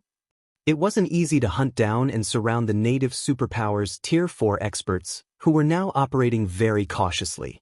If it were before, they would have required a team of only a dozen or so Tier 4 combatants to hunt down a handful of native Tier 4s. Now, they needed to mobilize over 100 Tier 4 combatants just for 3 of Shining Tiger's Tier 4 experts. Since their hunting group had surrounded 7 Tier 4 experts, for more than expected, they would make a fortune if they simply finished the job. Yet, Awakened Abyss was telling them to let these Tier 4 experts go. For a moment, Quasi-Eagle suspected that Awakened Abyss had gone crazy. In response, Awakened Abyss clenched his fists and repeated, Yes, let them go. 16th Cloud and her 2 guildmates heaved a deep sigh of relief at Awakened Abyss's affirmation. Although they didn't know why such a situation was happening or who exactly Awakened Abyss was, Awakened Abyss appeared to be the leader of this hunting group. And since the leader had spoken, her party should be safe. However, contrary to the Shining Tiger Trio's expectations, Quasi-Eagle, the mercenaries' leader, behaved as if he had not heard Awakened Abyss's command. He didn't call off his subordinates or remove the Master Magic Array. Sorry, but I cannot listen to your words, Commander Abyss. I don't know what kind of relationship you have with this guild leader Black Flame, but I need to take care of my brothers. We went to great lengths to trap these people in a barrier. If we let them go now, my brothers will have nothing to eat. Looking at Awakened Abyss, Quasi-Eagle smiled faintly and said, Since you are unwilling to take action, we will do it instead. If you can't bear to watch, you can shut your eyes and stand aside. I promise we won't let your friends suffer and will finish the battle quickly. I support you, boss. Commander Abyss, even if you're the leader, you have to ask our weapons first whether we agree with your commands. That's right. Commander Abyss, if you can't bear to attack your friend, just stand aside. The other mercenaries promptly voiced their agreement with Quasi-Eagle. Players like them relied on bounties to make a living. Now that they had found themselves a big catch, there was no way they would let their prey get away. When Awakened Abyss heard these mercenaries' words, he had an urge to puke blood. When did I become friends with Black Flame? Despite his anger at the mercenaries' comments, Awakened Abyss was actually delighted about this situation. In fact, he wished these mercenaries would blow up the situation even further. At that time, even if the higher-ups of his guild wanted to pin the blame on him, they couldn't. Although Awakened Abyss was slightly displeased that he wouldn't get revenge with his own hands, watching Shifeng get killed wasn't a bad option either. Jade Leaf, on the other hand, frowned at this sight. She never thought that these mercenaries would be so crazy. These mercenaries were treating a monster like Shifeng as an average Tier 4 expert under the command of the native superpowers. Instead of conducting detailed research on the man, the only thing they had in their minds was money. Jade, you saw it yourself. I tried to let him go, but these people aren't willing to do so. There's nothing I can do about this. Pretending to be angry, Awakened Abyss said, these mercenaries simply aren't treating me like their leader at all. That's why I've been saying that I'm not suited to leading these mercenaries. After this mission, you must talk to Elder Windshadow for me. Forget it. We're leaving. Jade Leaf couldn't be bothered with these mercenaries. The instructions of the guild's higher-ups were simple. They were to avoid making an enemy out of Zero Wing, no matter what, for the moment. However, since they had no control over these mercenaries, the higher-ups naturally couldn't blame them for negligence if the mercenaries acted on their own. Jade Leaf promptly drew 100 Ghosts' members aside, refusing to participate in this affair. Good.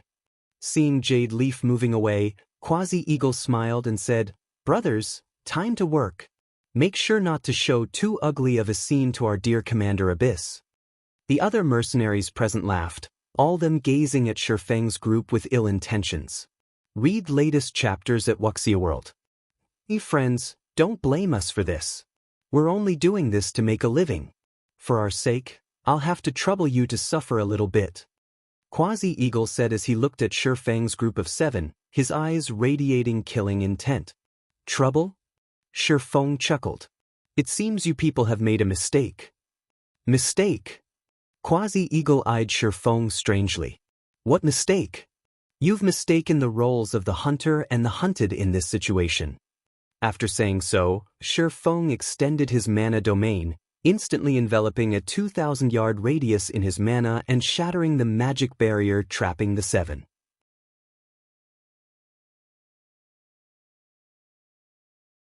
Chapter 2863, Peerless Overlord World Creation. How is this possible? 16th Cloud gaped in shock when she saw the magic barrier disappear and the pressure weighing down her body vanished.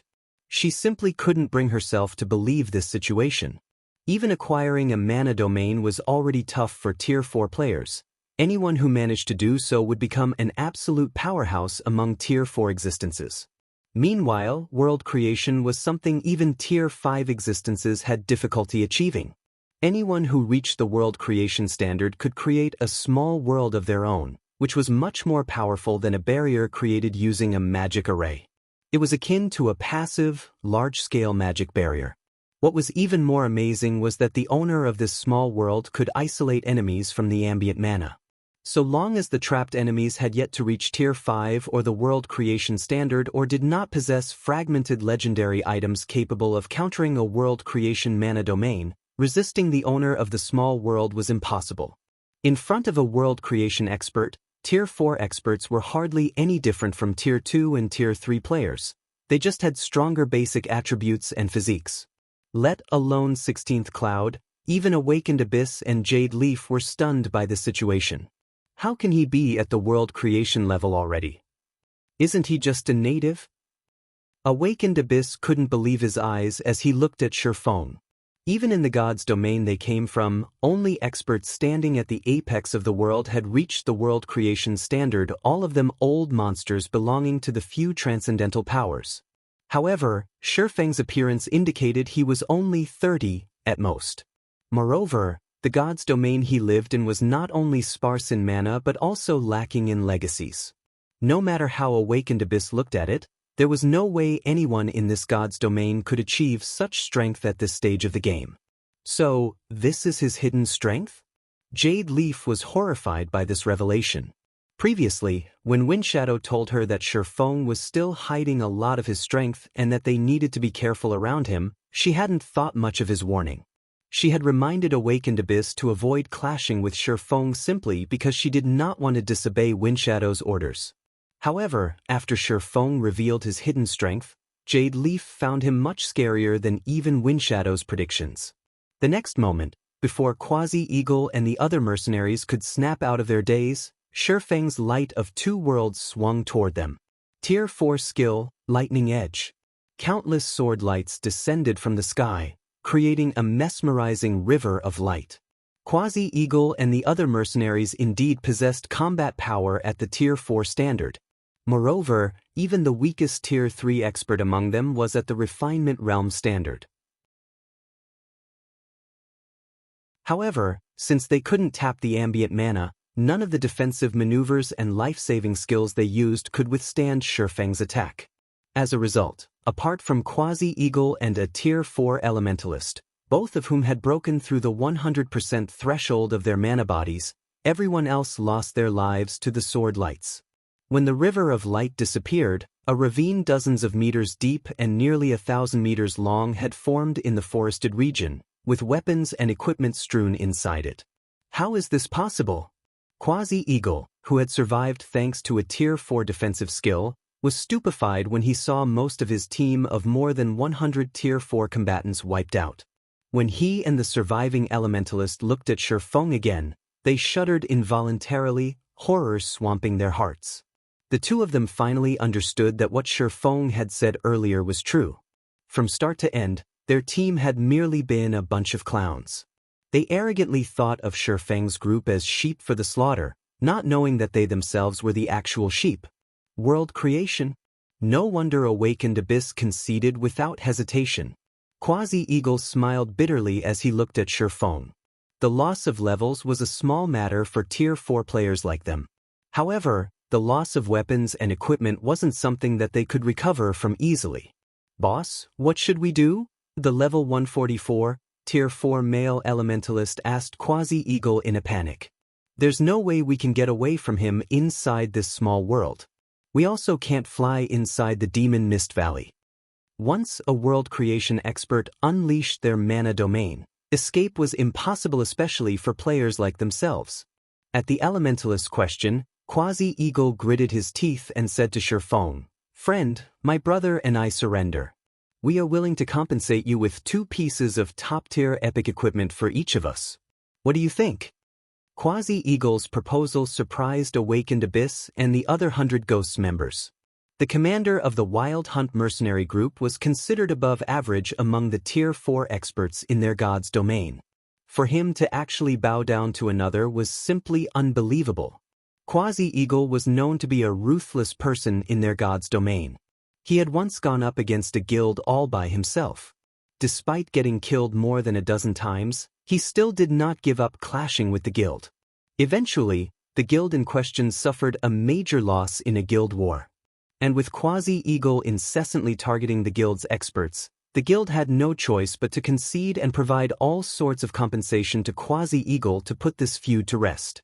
This incident had spurred Quasi-Eagle's rise to fame. He had then gone on to establish the present Wild Hunt mercenary group, which had a reputation as a pack of mad dogs in their god's domain. Yet, Quasi-Eagle was actually taking the initiative to admit defeat after suffering such a small setback. How could Awakened Abyss and the others not find this situation surprising?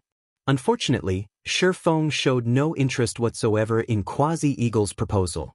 3 pieces. We'll pay 3 pieces of epic equipment each. Quasi-Eagle said, gritting his teeth. Even if you kill us, the most we will drop is 2 items each. Top-tier epic equipment is rare even in the present god's domain. This is definitely a worthwhile transaction for you. Normally, Quasi-Eagle wouldn't have minded getting killed. However, he currently had a precious treasure on his person, and it had a certain chance of dropping upon death. It was precisely thanks to this treasure that he had managed to break through his mana body's 100% threshold.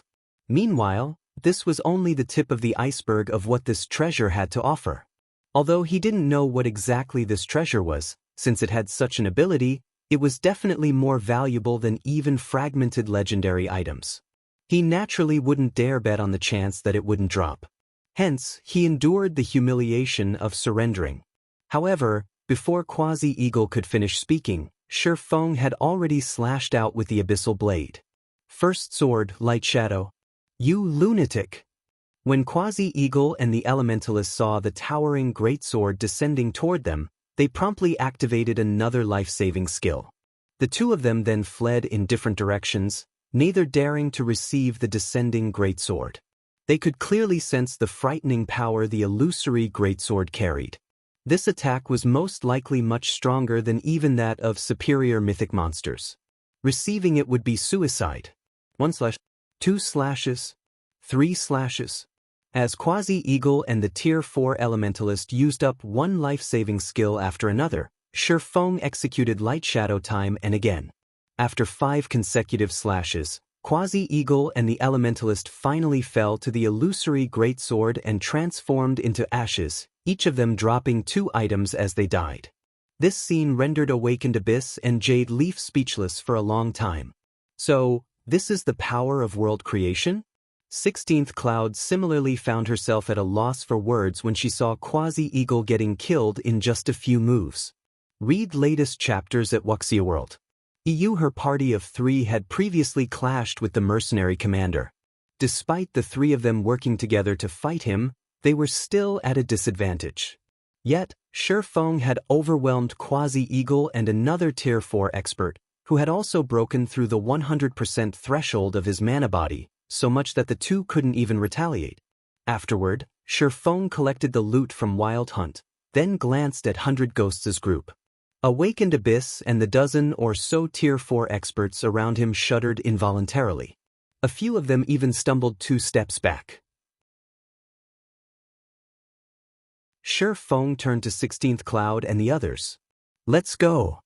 Leaving behind the petrified members of 100 Ghosts, Shi Feng led 16th Cloud and the others straight out of the Demon Mist Valley.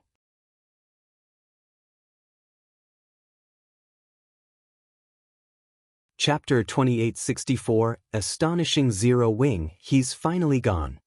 Jade Leaf heaved a deep sigh of relief when Shi Feng's group disappeared into the distance.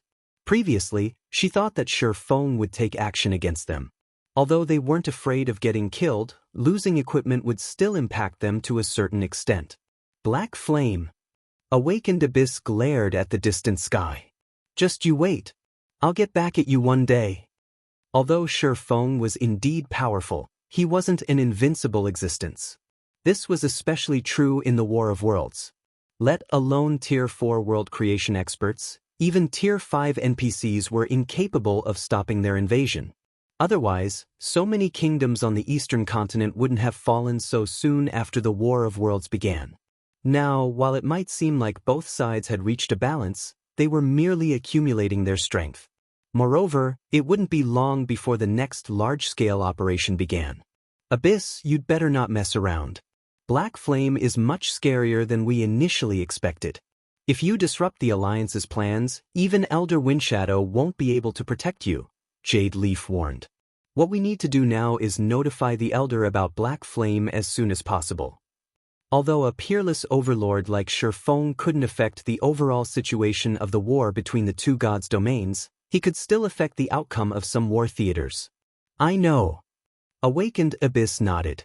After this operation, I'll return to headquarters and apply for a trial slot. You'll apply for the trial now? Isn't it too soon? Jade Leaf asked in surprise. The god's domain they came from was different from this god's domain. Their world had plenty of legacies. One of the more valuable legacies 100 Ghosts possessed was an ancient trial, and the entry slots for this trial were generally reserved for the guild's top talents. However, while this ancient trial could provide significant growth to players, it also came with significant risks. Failure would put players' souls into a weakened state for a long period. Moreover, every top talent in the guild had only one opportunity to challenge this trial. If I can improve my strength now, I can earn more contribution points in the upcoming war. So long as I accumulate enough points, I can just exchange for another trial slot. Awakened Abyss had long considered challenging the ancient trial. The Interstellar Alliance was adamant in acquiring the Eastern Continent. Hence, it had offered incredibly lavish rewards to those willing to contribute to this cause. With his status as one of 100 Ghosts' peerless geniuses, acquiring another slot for future use wouldn't be difficult so long as he made enough contributions in the war. His only problem was that he needed to achieve world creation in this trial. Previously, Awakened Abyss had only heard rumors regarding the strength of world creation, but he hadn't known exactly how powerful the ability to create a small world was. However, after seeing Shifeng's battle, he finally understood the power of world creation. This was why he had decided to challenge the trial ahead of time. Arctic Canyon, Zero Wing City. Several bright flashes appeared above the teleportation array inside Zero Wing City's teleportation hall as Shifeng's party of 7 teleported into the city. So, this is Zero Wing City? 16th Cloud was astonished when she arrived inside the teleportation hall. What incredibly dense mana! Although she had long since heard rumors that Zero Wing City's mana was extraordinary, she found that the city was even more amazing than the rumors had depicted it to be. Zero Wing City was bustling with people. All sorts of NPC merchants and NPC nobles were walking down the street outside the teleportation hall. She spotted even Tier 4 NPCs wandering the city. If not for her coming to Zero Wing City to sign a partnership contract with Zero Wing on behalf of Shining Tiger, she would have never realized that Zero Wing City was such an amazing place. Phythalia, McCaffrey, and Crimson, which were also shocked by the city. Not only did Zero Wing City possess superior mana to the Starlight Fortresses, but its security standard was also incredible. There were even Tier 4 NPCs patrolling the city. Zero Wing City's security standard was something no other guild city in God's domain could even imagine having. While the various superpowers boasted Tier 4 NPCs of their own, these NPCs were personal guards the various superpowers nurtured. The superpowers treated every one of these NPCs as their most precious combatants, normally using them to defend entire towns or cities single-handedly. However, in Zero Wing City, Tier 4 NPCs were actually tasked with leading patrol squads. Moreover, there wasn't just one such patrol squad patrolling the city streets, but many. The Tier 4 NPCs that were precious in the eyes of the various superpowers were no different from cabbages in Zero Wing City. Shifeng, though, did not find this situation particularly surprising. Zero Wing City was currently the only main guild city in God's domain. It was even situated in the Arctic Canyon, a high-level neutral map. The number of Tier 4 NPCs seeking to develop themselves here would naturally be significant. Hence, Zero Wing City could recruit a group of Tier 4 NPCs to serve as soldiers. Not to mention, Zero Wing City's mana environment rivaled that of the ancient God's domain, making the city even more attractive to Tier 4 NPCs. After all, if one wished to develop themselves further, one would need to improve one's understanding of mana. However, Shifeng had to admit that Zero Wing City had truly made significant progress while he was gone. Not only had the strength of the city's NPC soldiers improved, but even the players occupying the city had grown stronger. Now, the players here were all Tier 3 or above, with even the lowest leveled among them at level 136. He had even noticed quite a few Tier 4 players in the city. On the way from the teleportation hall to Zero Wing's residence, Shifeng had spotted more than 10 Tier 4 players, which meant that Zero Wing City was even more prosperous than the Starlight Fortress. After all, any player capable of entering Zero Wing City now was a member of either Zero Wing or one of the guild's partners, and this drastically reduced the number of players capable of entering the city. Apart from that, the number of Zero Wing's members present in the city had reached an incredible number. When Zero Wing City was first opened after its promotion to main city, only several tens of thousands of Zero Wing members had entered it.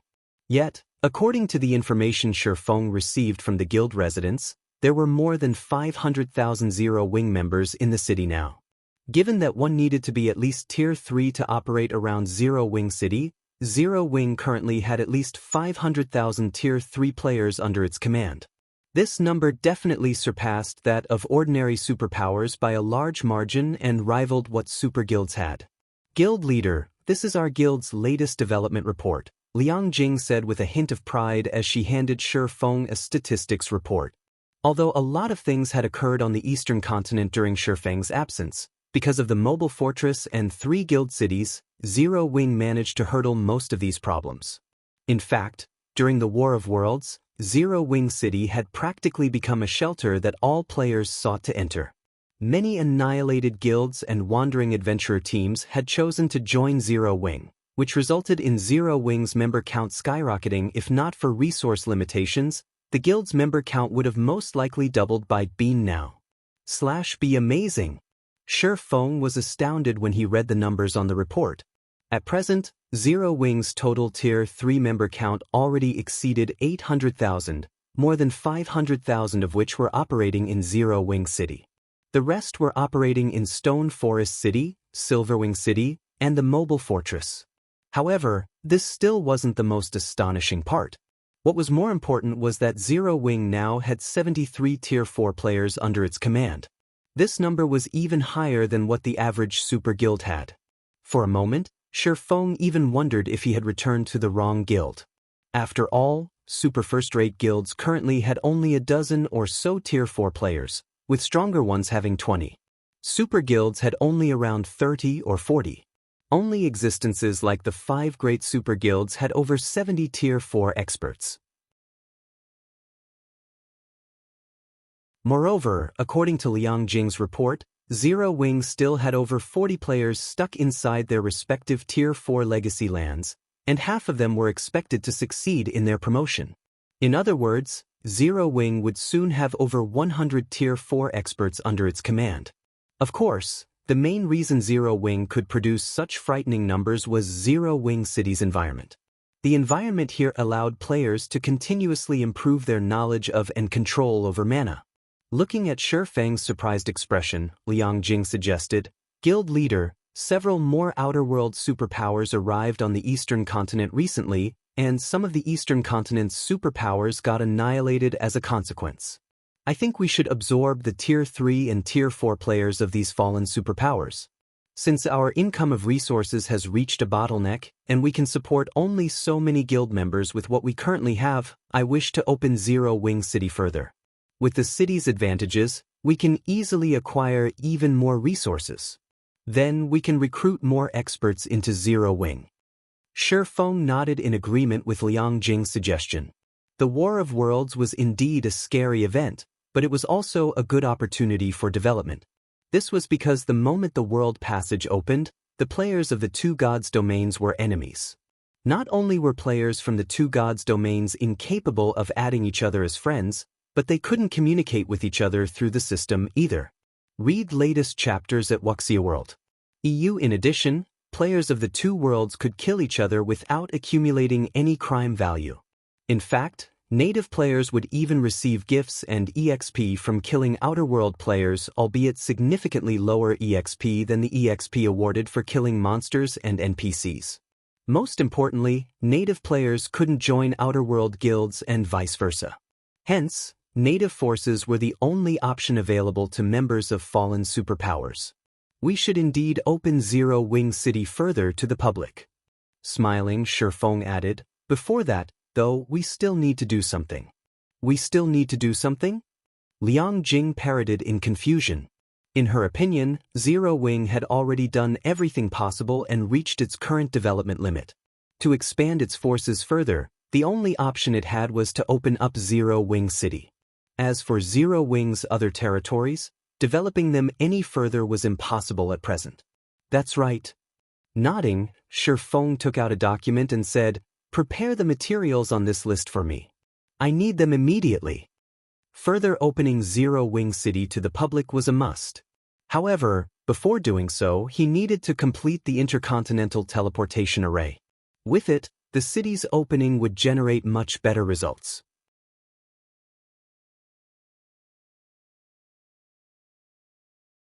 Chapter 2865, Special Loot. After Liang Jing left the room to prepare the listed materials, Shifeng finally had time to sort through the loot from the Outer World players. Even the weakest among Quasi-Eagle's group was a Tier 3 player with Tier 4 combat power, so they all possessed excellent equipment, especially those Tier 3 players. If he could gather a complete set of their equipment, he would be able to increase Zero Wing's number of Tier 4 combatants by 1. As Shi Feng inspected the loot, he couldn't help feeling some awe at the Outer World players' equipment. Every one of those Tier 3 experts was actually geared in Tier 3 mana set equipment. In the current God's Domain, a full set could easily sell for over 10,000 gold. However, compared to the Tier 4 experts' loot, the Tier 3 experts' loot was inferior by a large margin. Even the worst item dropped by the Tier 4 Outer World players was level 150 epic equipment. Some of them had even dropped parts of epic set equipment. Judging by the loot, Shi Feng could say with certainty that these Tier 4 Outer World players were using full sets of epic set equipment. Even the current Zero Wing didn't have epic set equipment. Setting aside how rare epic set equipment was, even if one found a way to obtain a set, one would still have to expend an incredible amount of time and manpower to acquire the full set. After all, there was no way to gather a full set just by killing one type of boss monster. One would have to kill multiple types of bosses. Moreover, these bosses were not guaranteed to drop the equipment one desired. In other words, if one didn't kill a large number and variety of bosses, gathering a complete set of epic set equipment would be impossible. Meanwhile, killing a bunch of level 150 mythic ranked bosses was a task that required a large number of Tier 4 players. Of course, one part of an epic set equipment from the Outer World players didn't prove anything. However, Shi Feng didn't have just one part but 5. Moreover, this was merely the loot he got from killing Tier 4 experts of an Outer World mercenary group. He could easily imagine how excellent the equipment of the Outer World superpowers Tier 4 experts was and how many Tier 4 experts these superpowers possessed. Otherwise, it would be impossible for a measly mercenary group to gather so much epic set equipment. No wonder the Eastern Continent's superpowers are powerless to retaliate. In terms of equipment standards alone, they are already behind by more than half a year. Not to mention, there is also the massive difference in the number of Tier 4 experts. Shi Feng's head ached as he looked at the items before him. Originally, he thought that the difference between Earth's God's Domain and the Interstellar Continent's God's Domain lay only in the number of Tier 4 experts and combat techniques they possessed. Now, he found that there was a massive gap even in weapons and equipment. He had to admit that the threat level of the Outer World's players and forces exceeded his expectations. After all, even now, Zero Wing could manufacture only individual pieces of epic equipment. Moreover, the production volume was incredibly low since only a handful of players could make them. And worse, according to the statistics report regarding Zero Wing's Tier 4 members, less than 30% of them were currently equipped with 5 or more pieces of level 150 epic equipment. The rest had only 3 or so pieces of level 150 epic equipment on average. As for epic set equipment, dream on. Zero Wing's Tier 4 experts had that many pieces of level 150 epic equipment mainly because of the Arctic Canyon. In addition, Yenya and Cleansing Whistle had returned from the Ancient God's Domain with a large number of level 150 epic equipment. If not for these factors, Zero Wing's Tier 4 experts would be even more poorly equipped right now. However, it wasn't exactly accurate to describe Zero Wing's Tier 4 experts as poorly equipped. At the very least, they were much better equipped than the native superpowers Tier 4 experts. They were only inferior when compared to the Outer World's Tier 4 experts. It seems I'll have to start acquiring some top-tier epic weapons and equipment once I finish setting up the Intercontinental Teleportation Array. Otherwise, even if we have enough Tier 4 experts, we still won't be able to go up against the Outer World's superpowers. While it was indeed important for one to acquire legacy guidances and improve one's control over mana after reaching Tier 4, that didn't mean one could just ignore one's weapons and equipment. After all, there was at least a 20% difference in basic attributes between a full set of disparate epic equipment and a full set of epic set equipment. This difference would become even more significant with amplification by skills and mana control. After Shi Feng finished inspecting the weapons and equipment dropped, he set his sights on a shabby, crystalline statue. When he inspected the statue, though, he was stunned. An eternal item? No matter how he looked at the crystalline statue, it appeared ordinary. Yet, when he tried inspecting it, he actually failed to get any information. All he got was a bunch of unknowns. Moreover, when he carefully spread his senses around the statue, he felt an urge to devour this statue, just like when he received the World Stone from Phoenix Rain. Immediately, Shi Feng activated Omniscient Eyes to identify the statue. Due to his mana body having reached the 120% threshold, Omniscient Eyes took less than 30 seconds to finish the appraisal. Origin Statue, Eternal Item. Effect 1. Guides the principle of all things. Effect 2. Indestructible Object. Guides the principle of all things? Shi Feng was momentarily confused by the item description. The World Stone's description stated that it could stabilize the principle of all things. It had allowed him to log in and out of the game freely while in the ancient god's domain. However, what did the system mean by guiding the principle of all things? Just as Shi Feng was wondering about the origin statue's function, Liang Jing contacted him. Guild leader, I've prepared the materials you asked for. I can have them delivered to the teleportation hall now. I'll head over right away. At Liang Jing's report, Shi Feng stopped studying the origin statue in his hand.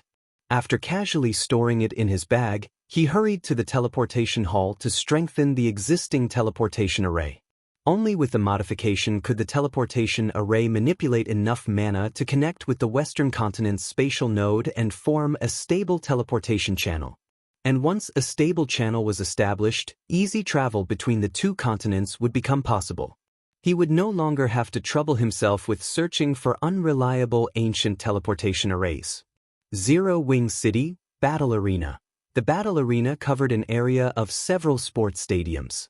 Presently, the establishment was crowded with players, and even Tier 4 players were waiting in line to reserve a combat room. The liveliness here was even more exaggerated than the auction houses of imperial capitals. Looking at McCaffrey and Crimson Witch, who had just exited a combat room, Phythalia asked curiously, Afrey, what do you think of the combat room's effects? Initially, they had visited the Eastern Continent to assist Zero Wing and deepen the relationship between Divine Tribe and Zero Wing. However, after experiencing Zero Wing City's mana, they couldn't suppress their curiosity about the effects of training in such an environment. Hence, they came to this place to sate their curiosity. After all, the battle arena was the only place in Zero Wing City that allowed players to do combat. How should I put it? After pondering for a moment and mentally sorting his words, McCaffrey said, if the Starlight Fortress's training efficiency is a 10, then this place is above 30. Isn't that too much of an exaggeration? Phythalia couldn't help feeling skeptical of McCaffrey's evaluation. Although she knew that McCaffrey was an austere person and that Zero Wing City's environment was extraordinary, McCaffrey's evaluation of the city's training effect was simply too exaggerated in her opinion. For players of their caliber, the quality of their training environment would need to be significantly better for them to see any improvements to their training efficiency. Hence, no matter how excellent Zero Wing City's environment was, she couldn't bring herself to believe that someone like McCaffrey would see his training efficiency triple. No, it's not an exaggeration. Commander Phythalia, although the mana here isn't misty, when you start manipulating the ambient mana, you'll discover that its density is actually much greater than the mana mist you find in the outside world, Crimson Witch insisted earnestly.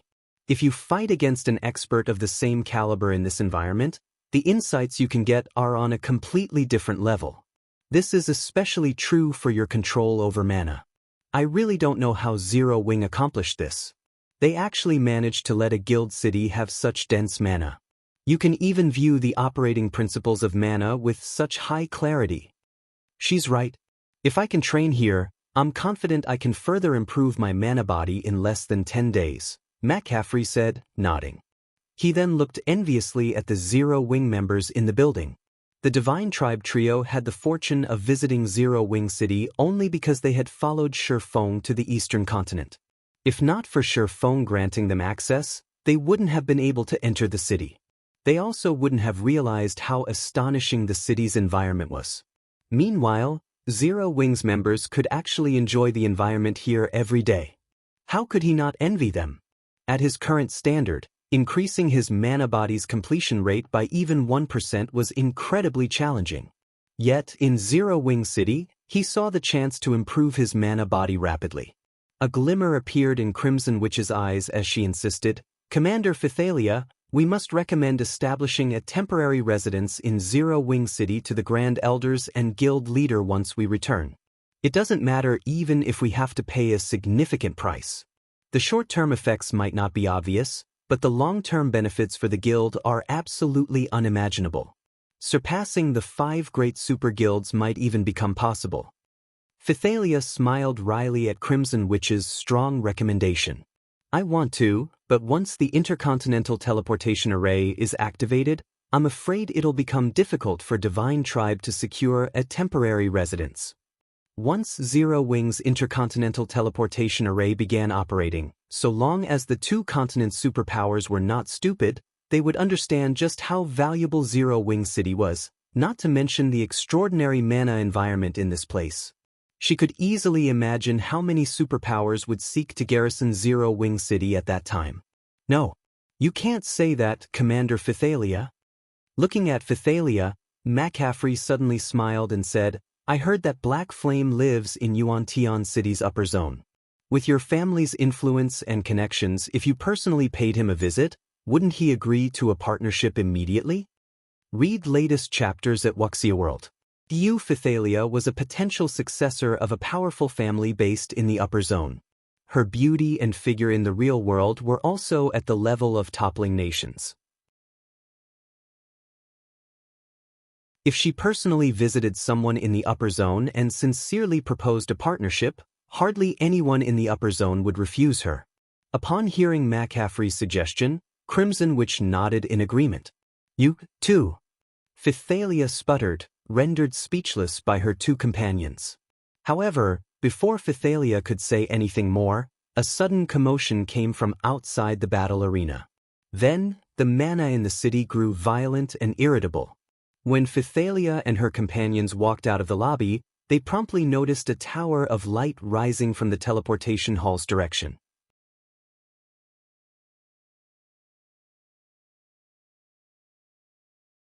Chapter 2866, Astonishing Transformation, It's Done. Feng grew ecstatic as he took in the pillar of light rising from the teleportation array in front of him. Previously, he had indeed been certain that he could strengthen the teleportation array until it could handle enough mana to support a teleportation channel connecting the 2 continents. However, when he began working, he started to have doubts. After all, the teleportation channel had to span not only the distance between the 2 continents but also the distance between the western continent's edge and the Starlight Fortress, which was nowhere near the ocean. If the teleportation array didn't have enough mana for this additional distance, it still wouldn't connect with the spatial node in the Starlight Fortress. Fortunately, he succeeded in the end. At this time, Liang Jing called him and asked in a panic, "Guild leader, did something happen on your side?" A pillar of light suddenly came from the teleportation hall. Right now, everyone in the city is talking about it, thinking that something big happened there. The teleportation hall was an important economic resource for Zero Wing City. At the same time, it was the foundation of the city's prosperity. In the absence of a guild residence and the teleportation array, players could only run to the distant Arctic Canyon. If this were to happen, Zero Wing's partner forces and their members would definitely be less enthusiastic about visiting Zero Wing City. "Relax.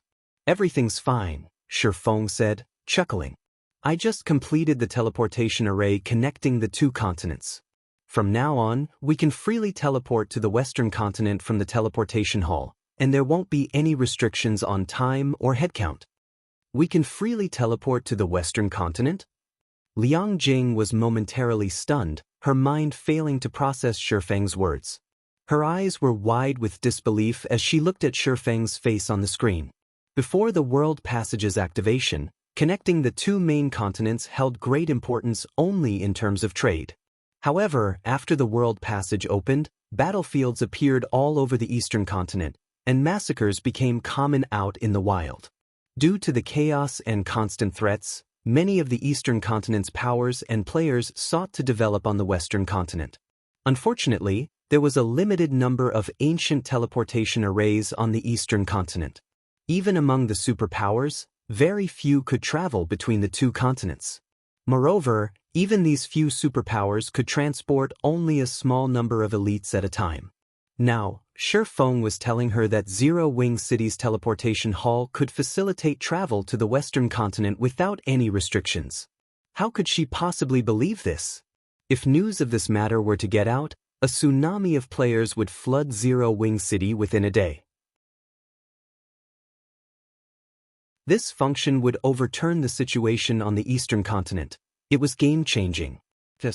Didn't you propose to open Zero Wing further? Smiling, Shi Feng said, now that the Intercontinental teleportation array is completed, you can announce to the public that Zero Wing City will be fully open to the public starting today. Our partner and subordinate forces will enjoy a 70% discount on all teleportations. Originally, he had not intended to fully open Zero Wing City so soon. However, the city's development was astonishing, hitting a bottleneck already. To further spread Zero Wing's influence, he could only fully open Zero Wing City to the public. In this way, Zero Wing could attract an ocean of wealth and resources to Zero Wing City, as well as more expert players to the guild. Fully open the city? Guild leader, isn't this a little too soon? Liang Jing panicked at Shi Feng's words. Zero Wing City's present environment and security standards are already enough to drive many players and superpowers wild. Once news that our teleportation hall is connected to the western continent spreads, we will definitely become a thorn in the eyes of all forces on the eastern continent. Even the Outer World's forces will probably go nuts over Zero Wing City. Liang Jing didn't even need to think about what would await Zero Wing City if the city were fully open to the public. It would definitely spark massive changes in the entire eastern continent, the entire God's domain. The intensity of the changes would not be the slightest bit inferior to the World Passage's activation. At that time, Zero Wing would become the focal point of the entire God's domain even if it tried to maintain a low profile. With access to such frightening resources and influence, Zero Wing would soon grow into an existence that could surpass even the 5 great super guilds combined. This definitely wasn't an outcome any superpower native or outer world would be willing to see. Hence, as long as news of Zero Wing City's full opening spread, Zero Wing would become the common enemy of all native and outer world superpowers. While Zero Wing had recently grown significantly, it definitely couldn't go up against so many superpowers simultaneously. Not to mention, the outer world superpowers were existences that had successfully destroyed more than a dozen kingdoms. Moreover, the number of Tier 4 NPCs a kingdom commanded far exceeded Zero Wing's number of Tier 4 experts. The royal capitals of NPC kingdoms had stronger defenses than Zero Wing City, yet these cities had still fallen in the end. Of course, a large part of why these kingdoms had fallen was the Outer World's NPC forces.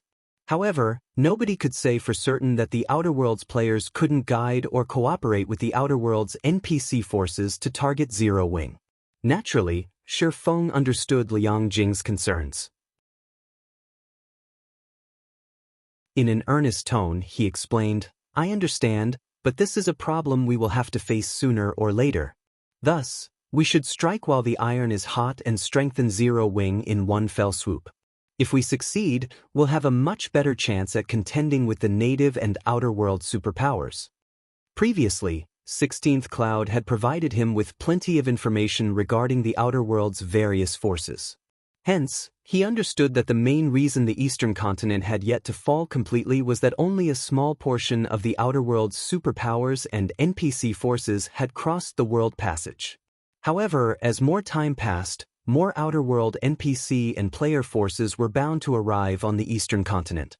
Eventually, Zero Wing would have to go up against these outer world forces. To put it simply, Zero Wing wasn't in a race against the various forces but against time.